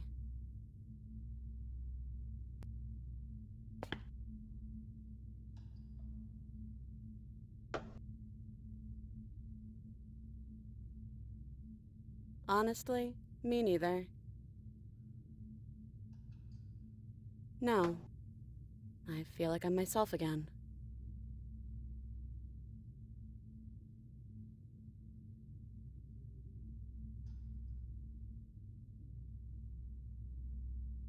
Do you know where this cabin is? Because I don't. I don't even know what's supposed to be outside other than us. What would even happen if we leave? What would that even mean?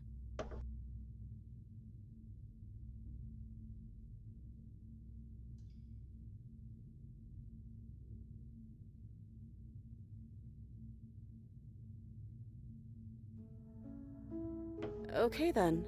Let's leave. I think I'm gonna stay right here. Whatever you're doing right now, wherever you're going, it feels like it's for just the two of you. Yeah, I'm not sure I'll be alone for too long anyways. The others are still around here somewhere. I'll find them.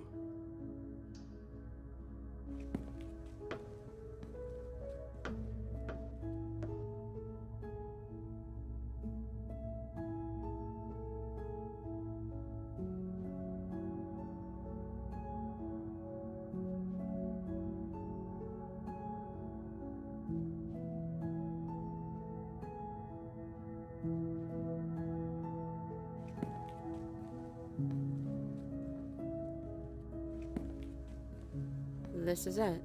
I have no idea what it's gonna be like out there. Not that I'm scared or anything.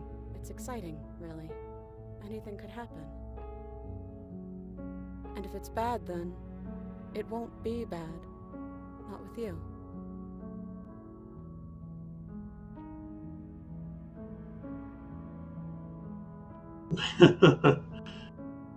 I barely know her.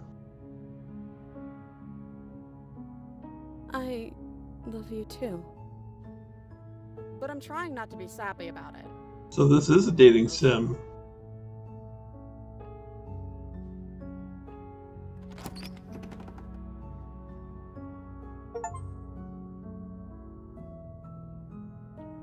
Oh my goodness, is that it?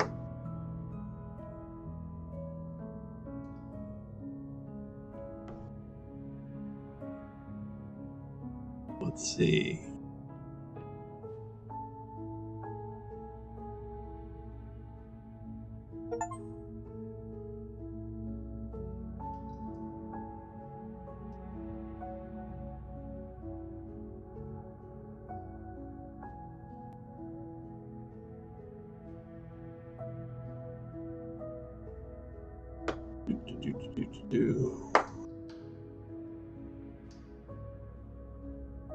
Yeah, I guess so. I guess the princess and I found happiness together. So, in a way, we slayed the game. Good game. Well, I guess next time we'll be doing something different on Wednesday, 8 p.m. Eastern. So I hope you all had a good time. I certainly did. And hope you all have a good night. All right. See you then.